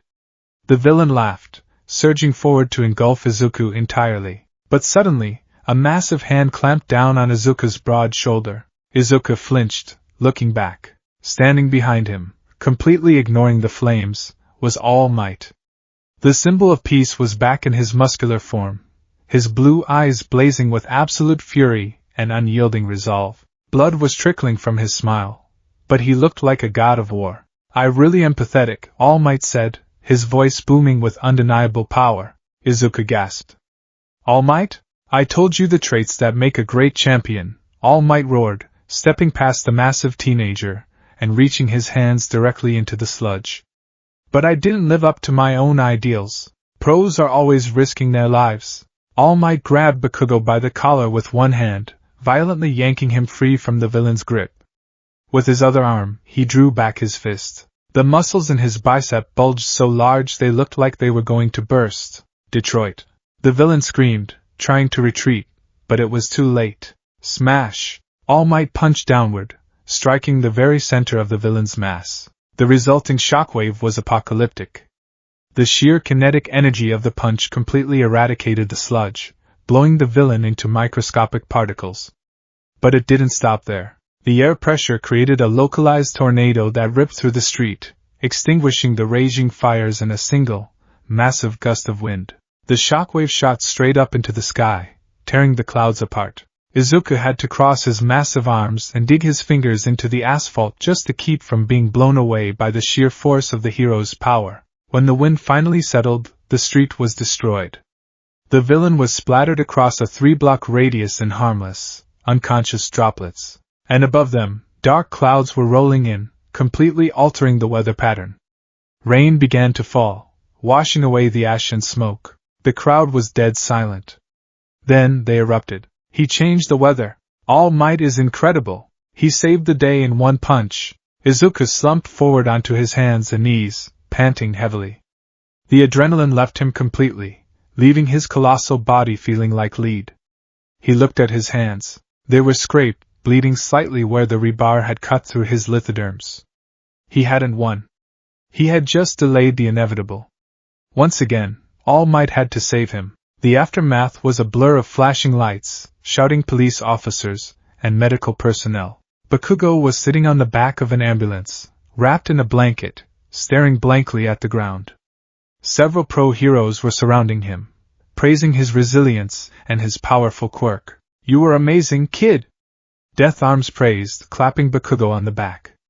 "Once you go pro, you'll be a top hero for sure. Your quirk is incredibly powerful." A few yards away, the scene was very different. Izuku was sitting cross-legged on the asphalt. Even sitting down, he was nearly eye level with Kamui Woods and Death Arms, who were standing in front of him, looking incredibly displeased. "What were you thinking, kid?" Death Arms scolded, pointing a finger at Izuku's chest. The hero was trying to sound intimidating, though he subconsciously took a half step back when Izuku shifted his massive frame. "You don't have a flashy quirk. You're just incredibly large. You threw yourself into a hostage situation. You could have gotten yourself and the hostage killed. There was absolutely no reason for you to put yourself in danger," Kamui Woods added sternly. "Leave the dangerous work to the professionals. Your size doesn't make you invincible." Izuku kept his head bowed, his pointed ears drooping sadly. "I know. I'm sorry. I couldn't stop myself. Just go home, kid," Death Arms sighed, shaking his head. "And stay out of trouble." Izuku slowly pushed himself up to his feet. He towered over the pro-heroes, casting a long shadow in the twilight. He offered a slow, respectful bow, ignoring the aches in his muscles. He retrieved his oversized backpack from where he had dropped it, slinging it over his shoulder. He began the long walk home, keeping to the shadows, avoiding the cheering crowds who were still swarming around All Might. The rain had stopped, leaving the streets slick and reflecting the neon lights of the city. Izuku walked in silence, his heavy footfalls the only sound he made. He felt entirely empty. He had tried. He had listened to his instincts, he had charged in to protect his herd, and he had failed. All he had done was get in the way and get yelled at. His Goliath biology was useless. "DKU." Izuku stopped. He turned around slowly. Standing under the glow of a street lamp, panting heavily, was Bakugo. His uniform was scorched, his hair was still slightly damp from the sludge, and his crimson eyes were burning with a complex, furious emotion. Izuku's posture immediately sank. "Kaken, are you okay? Shut up!" Bakugo yelled, marching forward, though he smartly stopped a few feet away, craning his neck to look up at the giant. "Listen to me, you massive freak. I didn't ask for your help. I didn't need you to save me." Bakugo clenched his fists, small explosions popping in his palms. "I was fine. I had it under control. You think because you're built like a tank, you can look down on me? You think you're better than me?" Izuku shook his head slowly, his pure white eyes full of sorrow. "No, Kaken. I've never thought I was better than you. I thought you were going to die." "I wasn't!" Bakugo roared, his voice cracking slightly. "I'm Katsuki Bakugo. I'm going to be the #1 hero. I don't owe you anything, you giant quirkless loser." "Nothing."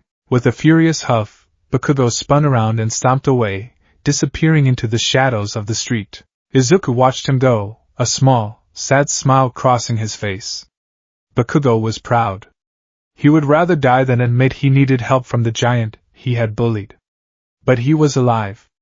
That was all that mattered. Izuku turned back around, ready to resume his walk home. "I am here!" Izuku yelped, a surprisingly high-pitched sound for a creature of his size, as a massive figure suddenly slid out of a nearby alleyway in a dramatic, muscle-bound pose. "All Might?" Izuku gasped, stumbling back a step. "What are you doing here? How did you get away from the reporters?"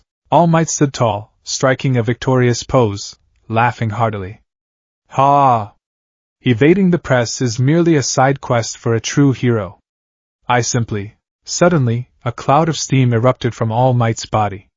The muscle-bound god vanished, replaced once again by the coughing, skeletal man in baggy clothes.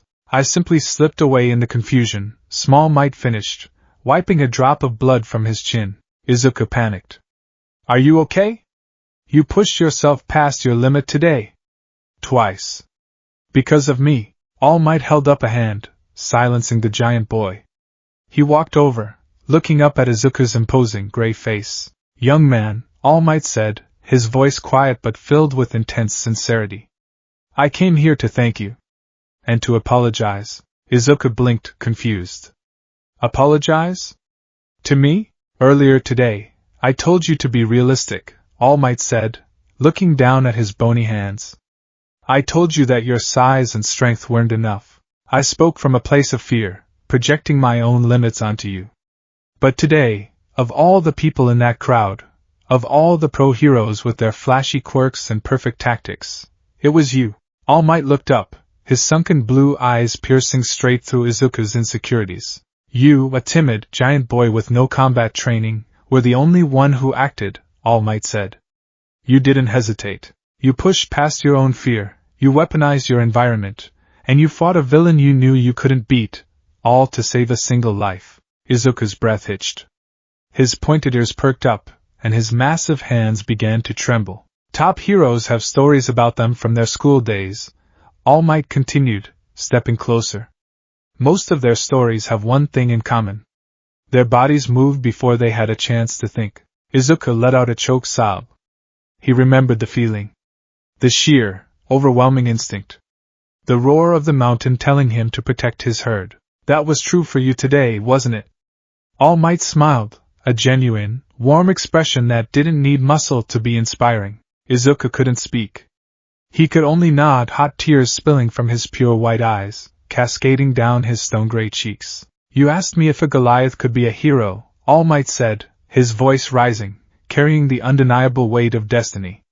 "You asked if a monster could be a savior." All Might raised his hand, pointing directly at Izuku's broad chest, right over his massive, beating heart. "You can become a hero." The words struck Izuku like a physical force. For 14 years, he had been told he was a freak. He had been told he was meant for destruction, for violence, for the shadows. He had carried the weight of his colossal body, terrified of his own strength, desperate for someone to look past the gray skin and the bone plates, and see the boy underneath. He didn't just cry.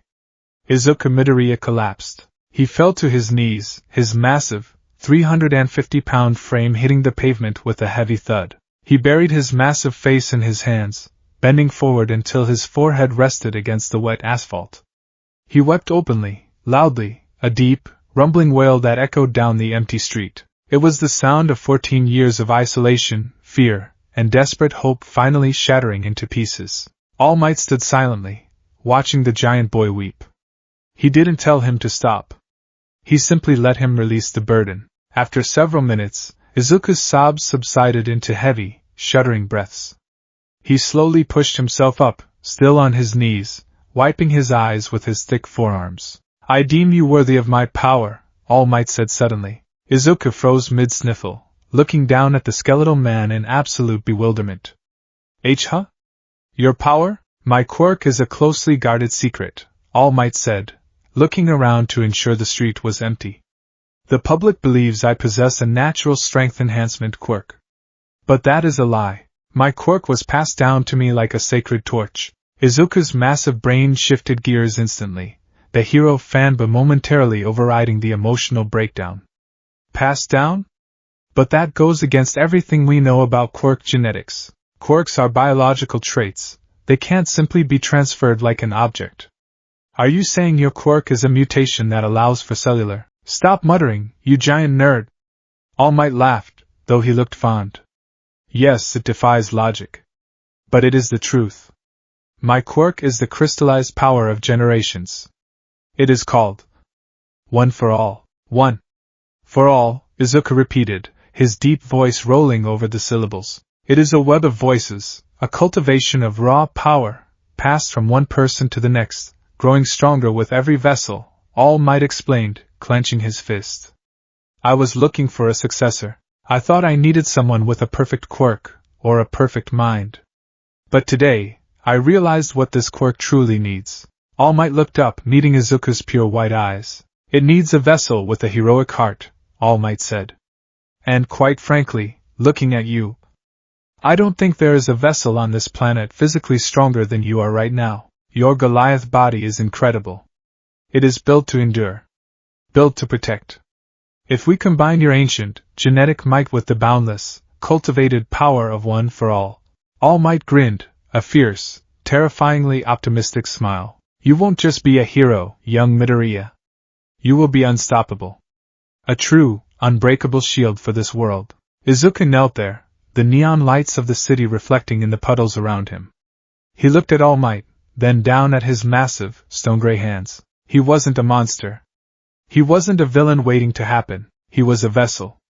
A Goliath, chosen by the gods of this era to carry the ultimate fire. Izuku looked up, wiping the last of his tears away. His white eyes hardened, filled with a resolve as solid as the mountains of his ancestors. He didn't hesitate. He didn't doubt. I'll do it, Izuku rumbled, his deep voice echoing with unyielding determination. I accept. All Might nodded, his smile widening. Excellent. No hesitation. I expected nothing less from a giant. All Might turned, pointing down the street toward the horizon. But do not think this will be easy. One for All is an immense burden. Even with your titanic physique, your body must be tempered, your spirit must be forged. Starting tomorrow, we begin your training. Yes, sir! Izuku shouted, immediately bowing his head so violently he cracked the pavement with his forehead again. Ah! Careful with this city property. All Might winced. Go home, young Midoriya. Rest your giant bones. Tomorrow, we build the ultimate hero. As Izuku stood up and walked the rest of the way home, his backpack felt lighter. The air smelled cleaner. For the first time in his entire life, the terrifying, 350-pound Goliath didn't try to hunch his shoulders to make himself look smaller. He walked tall. He walked proud. And deep within his chest, the heart of the mountain beat a steady, triumphant rhythm. The dawn air over Dagoba Municipal Beach Park was crisp, carrying the salty, iodine tang of the ocean mixed with the pungent stench of oxidized metal and rotting garbage. For years, the beach had served as an illegal dumping ground. Mountains of discarded appliances, rusted car chassis, and twisted industrial refuse blighted the coastline. completely obscuring the sand and the waves. Standing at the edge of the seawall, wearing a pair of custom-made, reinforced sweatpants and a massive, stretched-out white t-shirt, was Izuku Midoriya. Even slouching, he was a monolithic presence. At 7 feet, 2 inches tall and carrying over 350 pounds of hyperdense muscle and bone, he looked more like a piece of heavy construction equipment than a 14-year-old middle schooler. He shifted his weight from one massive red sneaker to the other, his solid white eyes scanning the endless sea of trash. "You see, young Midoriya," a booming voice echoed over the hum of the distant highway. All Might, fully transformed in his muscular glory, stood atop a rusted refrigerator, striking a triumphant pose with one hand pointing toward the horizon. A hero is not just someone who punches villains. A true hero serves the community. They restore hope.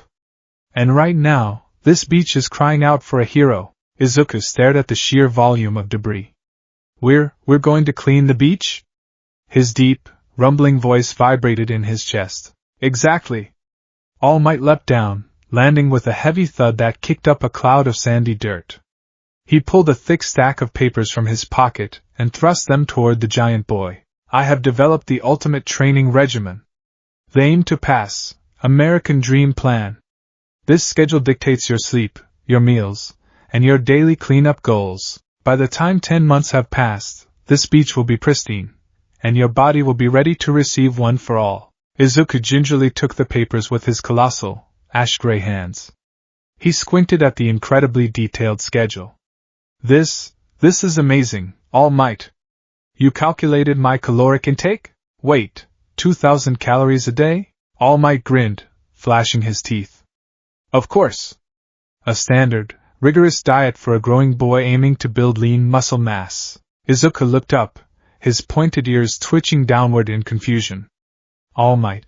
My basal metabolic rate just to exist at this size is around 5,000 calories a day. When I'm active, it's closer to 8,000. If I only eat 2,000 calories, my body will start cannibalizing my own muscle tissue in about 48 hours. All Might's smile froze. A bead of sweat rolled down his chiseled temple. Oh. Is that so? Yeah, Izuku muttered, nervously rubbing the back of his neck, the slate-gray lithoderms there grinding together with a sound like rough sandpaper. Goliath biology requires a massive amount of fuel. Our bone density is roughly 3 times that of a baseline human, and our muscle fibers are hypercompacted. I eat a lot. All Might coughed into his fist, rapidly shrinking down in a cloud of steam into his skeletal form to save energy. I see. Well, adjustments can be made, but the physical labor remains the same. I want you to start by moving that refrigerator I was standing on to the drop-off zone. Izuku nodded dutifully. He lumbered over to the rusted, double-door refrigerator. It was an old industrial model, half buried in the sand and filled with waterlogged junk. A normal person would need a dolly and 2 friends to even tilt it. Izuku didn't bother looking for a handhold. He simply bent his thick legs, wrapped his massive arms around the center of the fridge, and stood up. Screech! The metal crumpled inward under his grip. Izuku ripped the refrigerator out of the sand with absolutely zero visible effort. He didn't hoist it onto his shoulder. He just held it in front of his chest like a person carrying a slightly heavy cardboard box. Where is the drop-off zone? Izuku asked, his voice entirely unbothered, his breathing perfectly even. All Might stared. His sunken blue eyes were wide. By the street. About 50 yards that way. Izuku nodded. He turned and jogged, up the incline of the beach, the sand blasting out from beneath his size 22 shoes. He reached the pavement, set the refrigerator down gently, and bounded back down to All Might in less than 10 seconds. Okay, what's next? Izuku asked, his pure white eyes shining with eager, puppy-like enthusiasm. All Might looked at the boy. Then he looked at the beach. Then he looked at the American Dream Plan in his hands. I miscalculated, All Might thought, rubbing his bony temples. I completely miscalculated. He isn't a normal boy. He isn't even a normal mutant. He's a biological siege engine. This beach was supposed to take him 10 months of grueling, soul-crushing labor to clear. Midoriya, All Might rasped, pointing a shaking finger at a rusted-out pickup truck buried to its axles in wet sand. Move that truck. Izuku tilted his head. Do you want me to carry it, or pull it? I don't care. Just move it. Izuku trotted over to the truck. He grabbed the front bumper. The rusted metal immediately snapped off in his hands. Izuku frowned, huge anime tears welling up in his pure white eyes. I broke it. I'm sorry. Don't cry. Just grab the frame. All Might shouted, waving his arms. Izuku sniffled, wiping his eyes with a massive gray forearm. He squatted down, digging his thick fingers underneath the front axle of the truck. He braced his tree trunk legs, the muscles in his thighs expanding until they threatened to tear his sweatpants. With a deep, guttural grunt, Izuku heaved. The suction of the wet sand fought back, but it was a losing battle against Goliath torque. With a sickening schluck, the entire front half of the truck was lifted off the ground. Izuku leaned back, dragging the 2-ton vehicle up the beach, the rear wheels locked and gouging deep trenches into the sand. He hauled it all the way to the street, his breathing only slightly elevated. When he returned, All Might had torn the 10-month plan in half. All right, young man, All Might said, his eyes burning with a new, intense fire.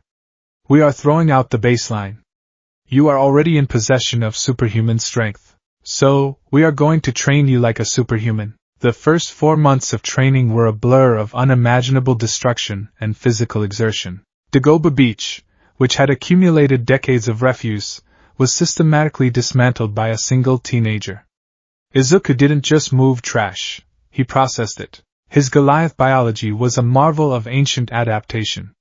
His stamina was effectively limitless so long as he consumed enough calories, which his mother, Inko, gladly provided, buying rice, beef, and protein powder in wholesale bulk. When Izuku worked, his body temperature would rise, and his slate-gray skin would take on a faint, terrifying crimson hue as his hyperdense muscles flushed with oxygenated blood. He didn't use ropes to pull washing machines.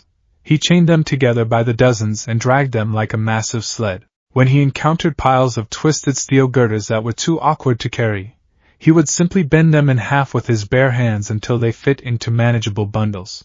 And then, there was Stone's endurance.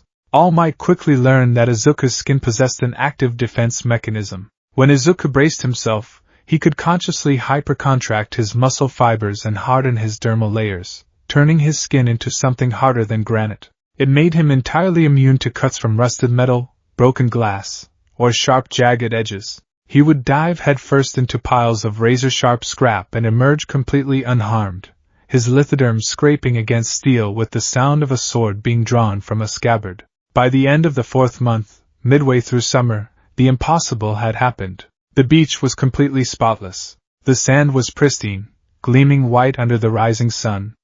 The waves crashed softly against the shore, free of oil slicks and floating garbage. Izuku stood at the water's edge, his massive chest heaving slowly, his body covered in sweat that hissed faintly as it evaporated off his hot, gray skin. He looked out at the horizon, a soft, content smile gracing his intimidating features. You cleared it, All Might said, walking down the steps, completely dumbfounded. You actually cleared it. In 4 months. It was good practice, Izuku rumbled happily. I feel great. My grip strength has increased by roughly 14%, and my kinetic lifting capacity has maxed out the local gym's calibration machines. So, what do we do for the next 6 months? All Might stared at the giant boy. He had nothing.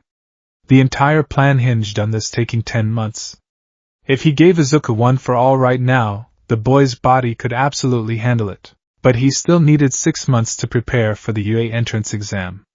If he stopped training, his muscles might lose their edge. All Might pulled out a flip phone. Give me a moment, young Midoriya. I need to make a call. He walked a few paces away, dialing a number rapidly. Tsukachi? Yes, it's me, All Might whispered frantically into the receiver. Listen, I need a favor. A massive favor. Do you have connections at the Port Authority? I need to rent a tugboat. And a barge. And I need you to find me the heaviest, most ungodly pieces of industrial salvage in the prefecture. On the other end of the line, the police detective paused. Tashinori, what in the world are you talking about? I have a student, Tsukachi, All Might said, glancing back at the 7-foot-tall behemoth who was currently weeping tears of joy over a small crab he had found in the sand. And if I don't give him a challenge, I fear he's going to start casually bench-pressing commercial aircraft out of sheer boredom. Phase 2 of Izuku's training became the stuff of local urban legend. Since the beach was clean, All Might couldn't ruin it by dumping trash back onto the sand. Instead, he utilized the shallow waters just off the coast of Dagoba. Using his connections, All Might had massive, waterlogged shipping containers, concrete bridge pylons, and derailed, rusted train cars towed out and dropped into the bay, 50 yards from the shore. Your new task, All Might bellowed from the beach, is aquatic retrieval. Water adds resistance, young Midoriya. You must wade out, retrieve the industrial salvage, and haul it up the ramp to the recycling barges. This will push your Goliath frame to its absolute limits. For the next 6 months, the residents of Mizudafu would occasionally report seeing a terrifying, gray sea monster emerging from the waters of Dagoba Bay. It was Izuku. The training was brutal, even for him. The sheer weight of a waterlogged shipping container was staggering. Izuku would wade into the chest-deep water, the cold ocean doing nothing to bother his mountain-adapted biology. He would wrap heavy industrial chains around his massive torso, hook them to the sunken debris, and pull. This was where the true forging began. Izuku had to dig his massive sneakers into the seabed, the water churning and frothing around him as he hauled tens of thousands of pounds of dead weight through the surf. His muscles burned. His lithoderms cracked and shed, only to grow back thicker and darker. It wasn't just physical training either. All Might sat on the beach, lecturing Izuku on combat theory, hero law, and the psychological burden of being a pillar of peace. Your size is intimidating, Midoriya. All Might called out as Izuku hauled a massive, seaweed-covered concrete pylon out of the surf. When you arrive on a scene, civilians may be frightened of you. You must master your presence. A hero's voice, their posture, their smile. These are tools just as important as your fists. Izuku dropped the pylon onto the barge with a thunderous crash. He stood up straight, water cascading off his slate-gray skin. He forced the corners of his mouth up, trying to emulate All Might's dazzling smile. Because of his sharp canines and solid white eyes, he ended up looking like a demon about to feast on human souls. Smile with your eyes, my boy. All Might sweated. Maybe aim for a gentle, reassuring expression. We will work on the smile. Despite the grueling labor, these months were the happiest of Izuku's life. For the first time, he wasn't treated like a fragile glass cannon, nor was he treated like a mindless beast. All Might pushed him, respected him, and listened to his frantic, muttered ramblings about hero analysis. They formed a bond forged in sweat, salt water, and mutual respect. All Might saw the weeping, empathetic boy inside the Titan, and Izuku saw the exhausted, deeply caring man behind the symbol of peace. Finally, the morning of the UA entrance exam arrived. The sun crept over the horizon, painting the sky in brilliant strokes of gold and crimson. All Might stood on the seawall, looking down at the beach. It was flawless. The water was crystal clear, and the recycling barges were stacked high with the twisted, mangled remnants of the industrial salvage Izuku had conquered. Standing atop a massive pile of crushed steel shipping containers, silhouetted against the rising sun, was Izuku Midoriya. He had grown. He was now pushing 7'3". His chest was impossibly broad, a thick carapace of slate-gray muscle. The dark, tribal-like markings on his skin were more pronounced, stark against his ash-colored flesh. The lithoderms on his arms, shoulders, and knuckles were dark, jagged, and heavily calloused. He looked like an ancient warrior king stepped straight out of mythology. Izuku threw his massive head back, his pointed ears flat, and unleashed a guttural, triumphant roar that shook the very air, scattering a flock of seagulls a mile away. All Might transformed in a burst of steam. Excellent! Truly excellent, young Midoriya! Izuku leapt down from the steel mountain, landing on the sand with a heavy thud that barely bent his knees. He jogged over to All Might, his wide eyes shining with anticipation. I did it, All Might, Izuku rumbled, his deep voice carrying a new resonance of absolute confidence. I'm ready. You are more than ready, All Might said, holding up his hand. Your vessel is forged. In fact, It is practically a fortress. It is time to grant you your reward. The power of one for all. Izuku's breath hitched. He nodded, bracing his massive frame. He imagined a brilliant light, a transfer of energy, a profound spiritual awakening. All Might reached up and plucked a single, golden strand of hair from his head. He held it out between his fingers. Eat this, Izuku stared. The wind blew silently across the beach. Yeah? Izuku squeaked, a comical sound coming from his massive, terrifying frame. You have to ingest some of my DNA for the quirk to transfer. All Might laughed loudly, shoving the hair toward Izuku's face. Come on. Chew well. The exam starts in 3 hours, and it takes time to digest. Izuku let out a long, heavy sigh that sounded like a bellows. With thick, clumsy fingers, he took the tiny strand of hair. He placed it on his tongue, grimaced, and swallowed it dry. Did it work? Izuku asked, patting his massive chest. You won't feel it immediately, All Might said, clapping Izuku on his boulder-like shoulder. But when you need it, it will be there. Now go! Go home, shower, put on a fresh uniform, and march to your destiny. Show Yue High School what a Goliath can do. The towering H-shaped building of Yue High School loomed over the bustling courtyard.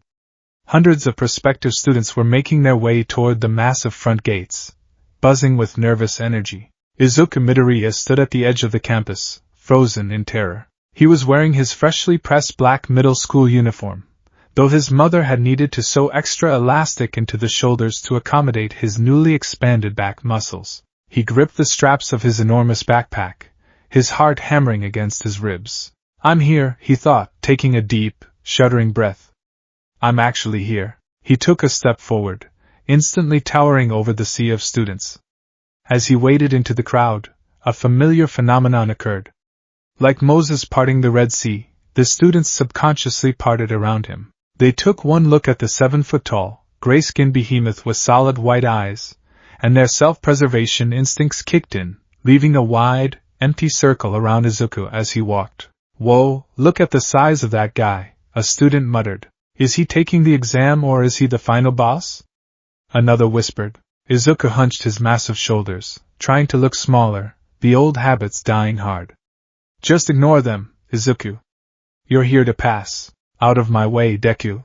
Izuku stopped. He looked down. Katsuki Bakugo was standing in his path. He looked the same as ever, his hands shoved into his pockets, his crimson eyes glaring fiercely. It was the first time they had spoken since the sludge villain incident. Bakugo had entirely avoided him for 10 months. Keikaken! Izuku stammered, raising a massive hand in a nervous wave. Bakugo stared up at him. Izuku had always been big, but over the last 10 months, his sheer mass had become terrifying. Bakugo had to crane his neck back uncomfortably just to meet Izuku's eyes. It infuriated him. Don't think you're special just because you got a little bigger, Bakugo sneered, small explosions popping in his pockets. I'm still going to crush you. I don't care how tough your rock skin is. If you get in my way, I'll blow you to pieces. Instead of cowering, Izuku simply looked at his childhood friend. He didn't smile, but he didn't weep either. He just stood there, an immovable mountain of gray flesh. I'm not going to get in your way, Kaken, Izuku rumbled softly, his deep voice vibrating in the air between them. But I'm not going to lose either. Bakugo's eye twitched. He clicked his tongue, shoving past Izuku's massive leg and storming toward the entrance. Izuku watched him go, a small sense of pride welling in his chest. He hadn't flinched. Determined, Izuku took a massive, confident step forward. His size 22 sneaker clipped the edge of a raised paving stone. Despite all his training, all his power, and all his ancient genetics, Izuku's center of gravity shifted violently. His massive arms flailed in a panic, and he pitched forward, 350 pounds of dense muscle hurtling face first toward the concrete. I'm going to crack the pavement with my face on the first day. Izuku thought, closing his white eyes, but the impact never came. Instead, a profound sense of weightlessness washed over him. Izuku floated an inch off the ground, suspended midair. Oops. Sorry about that. A cheerful voice chirped. Izuku carefully twisted his massive body around. Standing beside him, her hand glowing faintly with a pink light, was a girl with round cheeks and short, auburn hair. She was smiling brightly. "I used my quirk on you," she said, bringing her hands together and pressing her fingertips. "Release." Izuku immediately dropped. He caught himself easily, his massive hands planting on the concrete with a soft thud. He pushed himself up, towering over the girl. "It's my quirk, zero gravity," the girl explained, completely unbothered by Izuku's terrifying appearance. "It's bad luck to trip on exam day, right? I'm Ochako Uraraka." "Nice to meet you." Izuku's massive brain short-circuited. "A girl is talking to me. She isn't afraid of me. She's incredibly nice. I am Midoriya."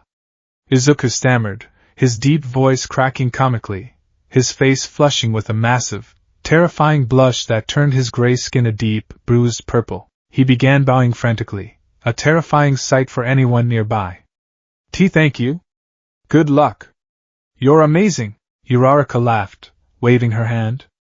"You're really intense, Midoriya-kun. But you seem super nice. See you inside." She jogged off toward the auditorium.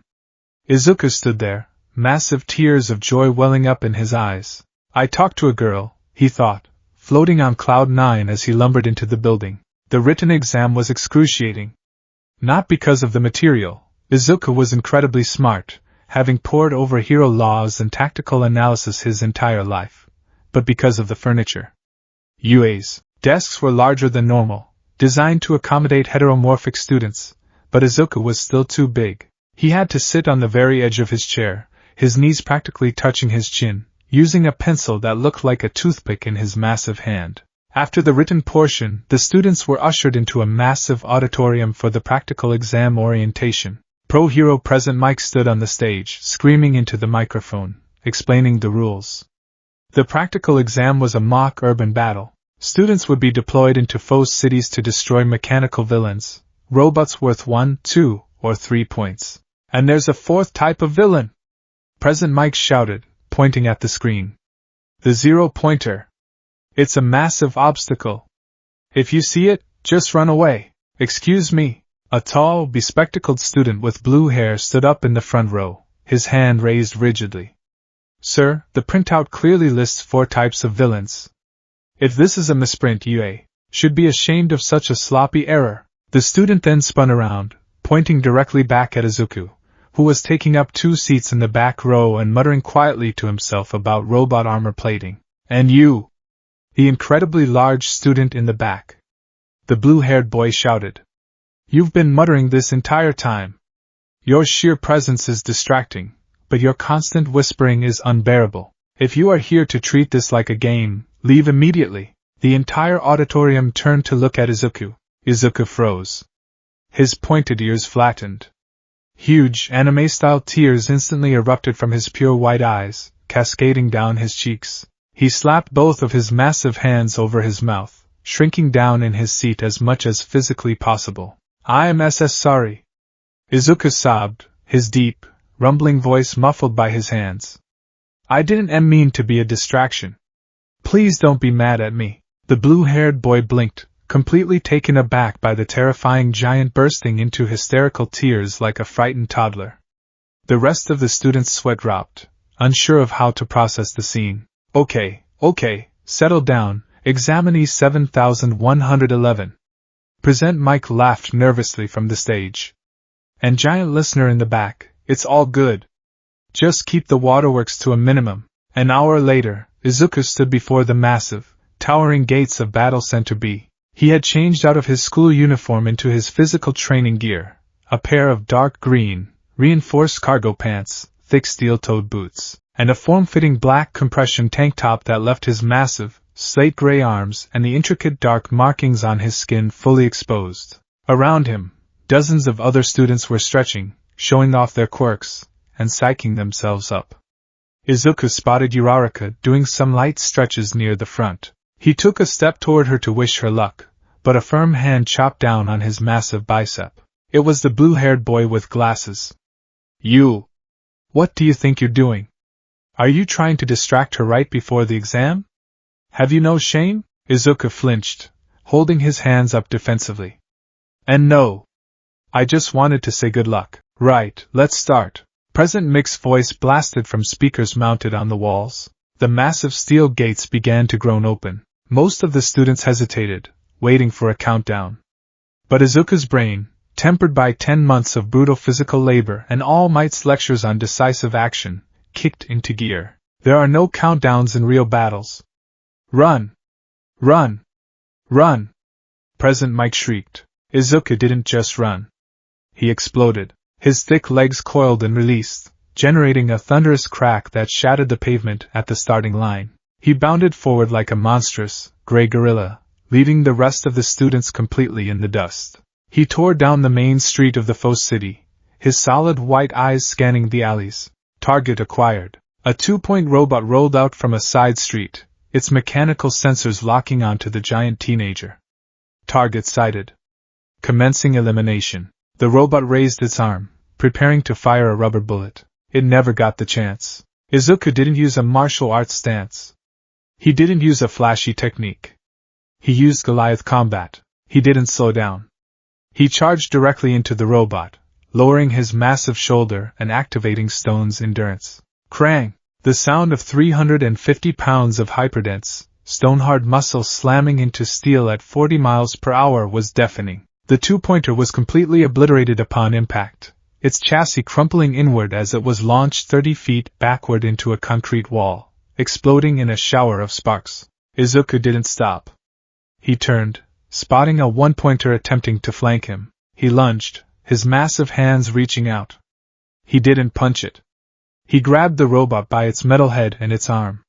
With a terrifying roar, Izuku pulled his hands apart. Screech, snap! He literally tore the robot in half using raw, brute strength, tossing the sparking metal halves over his shoulders. 3 points, Izuku muttered, his voice dropping into a focused, lethal baritone. In the observation room, the UA faculty sat in front of a massive wall of monitors, watching the students. Fascinating, a voice murmured from the shadows. Principal Nizu, a small, intelligent chimera, sipped his tea. We have quite a crop this year. Look at Examinee Bakugo, an aggressive but highly effective quirk application. Check out the kid in Center B, the pro hero Snipe whistled, leaning forward in his chair. The big mutant. The monitor shifted, focusing on Izuku. The screen showed Izuku surrounded by 4 3-pointers. One of them launched a barrage of missiles. Izuku didn't dodge. He hardened his skin, crossing his arms over his face. The missiles detonated against his lithoderms, enveloping him in smoke. From the smoke, a massive gray hand reached out, grabbing a 3-pointer by the tread. Izuku spun the multi-ton robot in a circle and hurled it into the other 3, crushing them all in a massive pile-up of twisted metal. Good lord, Midnight gasped, fanning herself. His physical specs are off the charts. He's destroying them with his bare hands. It's a pure heteromorphic quirk, Eraserhead, Aizawa noted, his dark eyes narrowed from within his sleeping bag. Goliath physiology, if I'm not mistaken. Incredibly rare. He has no emitter abilities, but his baseline physical parameters far exceed enhanced strength quirks. His combat is crude, though. Pure brawler tactics. He's efficient, All Might thought to himself, standing proudly in the back of the room, hiding his skeletal form in an oversized yellow suit. You're doing it, my boy. You don't even need one for all yet. Back in Center B, Izuku was racking up points. He had lost count after 40. He was a force of nature, a gray blur of destruction. His tank top was torn, and his skin was covered in soot and minor scrapes, but he felt incredible. He wasn't a freak here. He was a powerhouse. He stopped in an intersection, panting heavily, wiping sweat from his forehead. I should have enough to pass, he muttered. I wonder how Uraraka is doing? Suddenly, the ground beneath his feet shuddered. It wasn't a small vibration. It was a localized earthquake. The windows of the faux building shattered, raining glass onto the streets. From the center of the city, a shadow fell over the intersection. Izuku slowly looked up. Rising above the 6-story buildings was a mechanical monstrosity.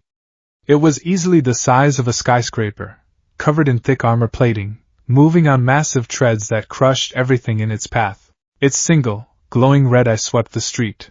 The 0-pointer. Less than 2 minutes remaining. Present Mick's voice echoed. The other students in the street immediately panicked. Are you kidding me? Run!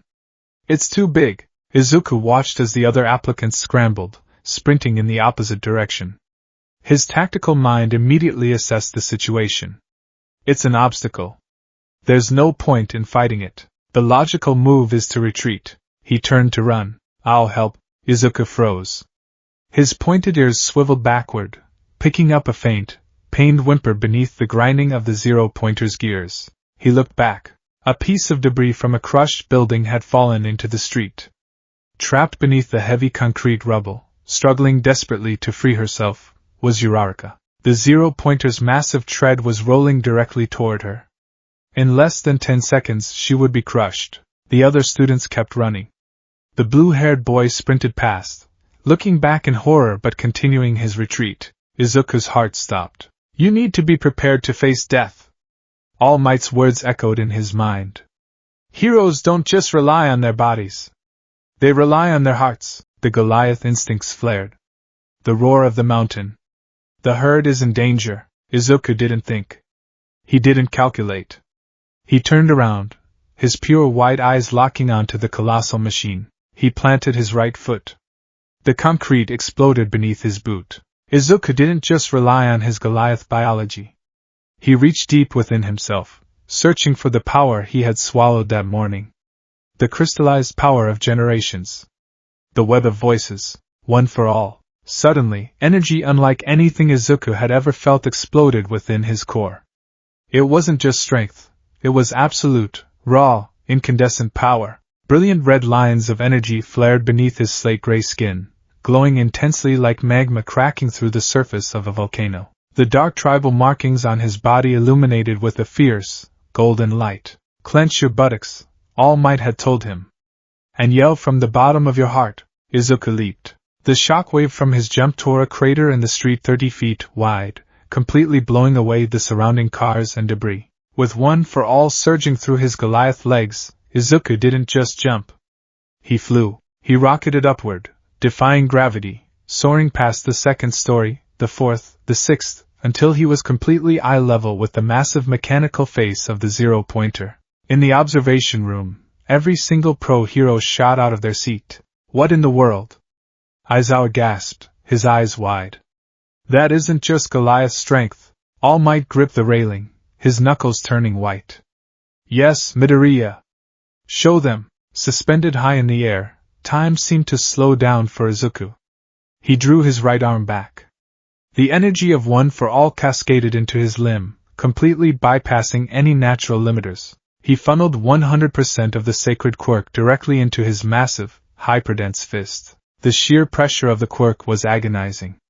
Izuku could feel the energy trying to tear its way out of his flesh. For a normal human, containing this much raw power would instantly pulverize their bones into a bloody, useless jelly. But Izuku was not a normal human. He was a Goliath. His body fought back. The muscle fibers in his arm hypercontracted, screaming as they held the power in. The slate-gray skin stretched, and the thick, overlapping lithoderms on his forearm began to grind and crack under the immense internal pressure. Smash! Izuku roared, a war cry that shattered the sound barrier. He drove his fist forward, striking the dead center of the zero-pointer's face. The impact was apocalyptic. A concussive shockwave of air pressure erupted from his knuckles, completely caving in the reinforced steel of the massive robot. The force transferred through the chassis, blowing the entire back half of the machine's head wide open. The shockwave continued outward, parting the clouds in the sky above the battle center. The colossal robot halted, completely destroyed in a single, devastating blow. It slowly began to tilt backward, crashing down into the foe's city with an earth-shattering boom. Izuku hung in the air for a brief, glorious second. Then, gravity took hold. As he began to fall, the adrenaline faded, and the pain hit him. Izuku looked at his right arm. It was a terrifying sight, but not a catastrophic one. Unlike what would have happened to a normal vessel, his arm was not a shattered, floppy, purple mess of destroyed flesh. The Goliath bone density and the incredible tensile strength of his muscles had successfully contained the blast. His arm was still structurally intact. However, it was heavily damaged. The skin was bruised a deep, vicious violet. The lithoderms on his forearm, his natural armor, had completely shattered, the bone plates cracked and bleeding from the internal pressure. He could feel that his wrist was fractured, and his muscle fibers were torn, screaming in agony. It was the worst pain he had ever felt, but the limb wasn't lost. I can still move it, Izuku realized, gritting his teeth. But I'm falling. He was hundreds of feet in the air. A fall from this height, even for a Goliath, would result in massive internal trauma. His legs were completely burned out from the jump. He couldn't use one for all to cushion the landing. I'm going to crash, he thought, bracing himself, preparing to use Stone's endurance to survive the impact. Suddenly, a sharp smack hit his cheek. Izuku's massive body completely stopped in midair, floating weightlessly just a few feet above the ruined street. He looked over. Uraraka was leaning heavily against a piece of debris, her arm outstretched, panting heavily. She had used the broken leg of a robot to propel herself upward and slap his face, activating her quirk on him. Release! She groaned, pressing her fingers together before vomiting a rainbow-colored sparkle onto the ground. Izuku dropped the remaining few feet, landing on his back with a heavy thud. Time's up! President Mick's voice rang out, a siren blaring across the facility. The exam was over. Izuku lay on the broken concrete, staring up at the sky. His massive chest heaved, his lungs burning. His right arm throbbed with a dull, agonizing ache, the cracked lithoderms bleeding sluggishly onto the ground. He slowly rolled his head to the side. The other students were slowly emerging from their hiding spots, walking toward the intersection in absolute, stunned silence. The blue-haired boy with glasses stared at the ruined husk of the zero-pointer, then down at the giant, gray boy lying in the street. He jumped to save her, the boy realized, a look of profound shame crossing his face. He ignored the points and put his life on the line. He's a true hero. Are you alright, dearie? Izuku looked up. An elderly woman in a nurse's outfit, recovery girl, was walking through the crowd, leaning on a cane shaped like a syringe. And my arm, Izuku rumbled softly, wincing as he cradled his damaged limb against his massive chest. Recovery girl walked up to him. She had to stretch her neck considerably to look him in the face. She grabbed his massive arm, inspecting the shattered bone plates and the deep bruising. Well, I'll be, she muttered, her eyes widening behind her visor. A normal boy would have blown his arm clean off with that kind of stunt. Your body is a biological fortress, young man. Your bones are fractured, and your muscles are torn, but the structural integrity held. Remarkable. She stretched her lips out, and planted a kiss directly onto Izuku's thick bicep. Instantly, Izuku felt a wave of exhaustion wash over him as his hyperfast metabolism kicked into overdrive. Beneath the bruised skin, his fractured wrist quickly fused back together. The torn muscle fibers knit themselves tight. The shattered lithoderms didn't instantly regrow, but the bleeding stopped, leaving raw, pinkish-gray scar tissue that would eventually harden back into armor. There. The bones are healed, recovery girl said, patting his arm. You'll be sore, and you need to eat about 10,000 calories when you get home to make up for the stamina I just drained. But you'll live. Izuku slowly sat up, flexing his right hand. It ached fiercely, but it worked. He looked at Uraraka, who was being tended to by another medical robot, and let out a deep, rumbling sigh of relief. I did it, he thought. I actually did it. 1 week later, Izuku sat at the tiny dining room table in his apartment, his massive knees nearly touching his chin. The table groaned dangerously beneath the weight of his elbows. His mother, Inko, paced nervously in the kitchen, biting her nails. A single, thick envelope stamped with the UA wax seal sat on the table in front of him. Izuku reached out with trembling, slate-gray fingers. He carefully broke the seal and tipped the envelope over.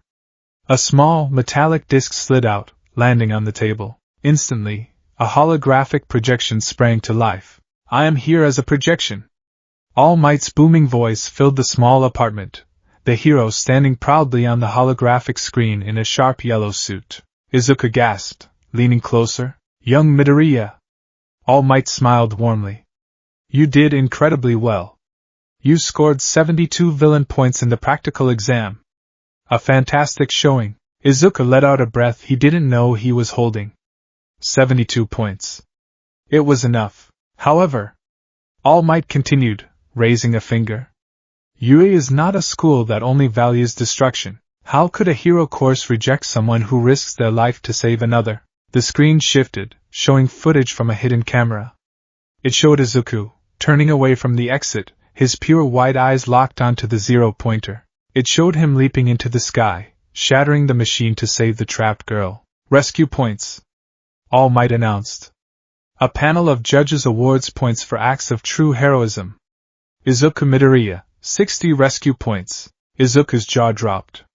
His pointed ears perked straight up. For a grand total of 132 points. All Might declared, his smile widening with immense pride.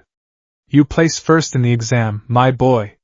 A historic score. Tears began to well up in Izuku's eyes.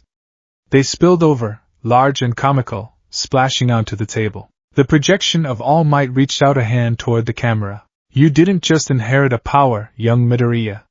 You forged a vessel worthy of carrying the hopes of this world, All Might said softly. Come, Izuku Midoriya.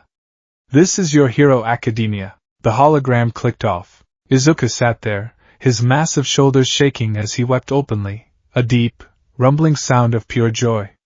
Inko ran over, throwing her arms around his massive neck, sobbing just as hard. He wasn't a freak. He wasn't a monster. He was Deku, the Goliath. And he was going to UA High School.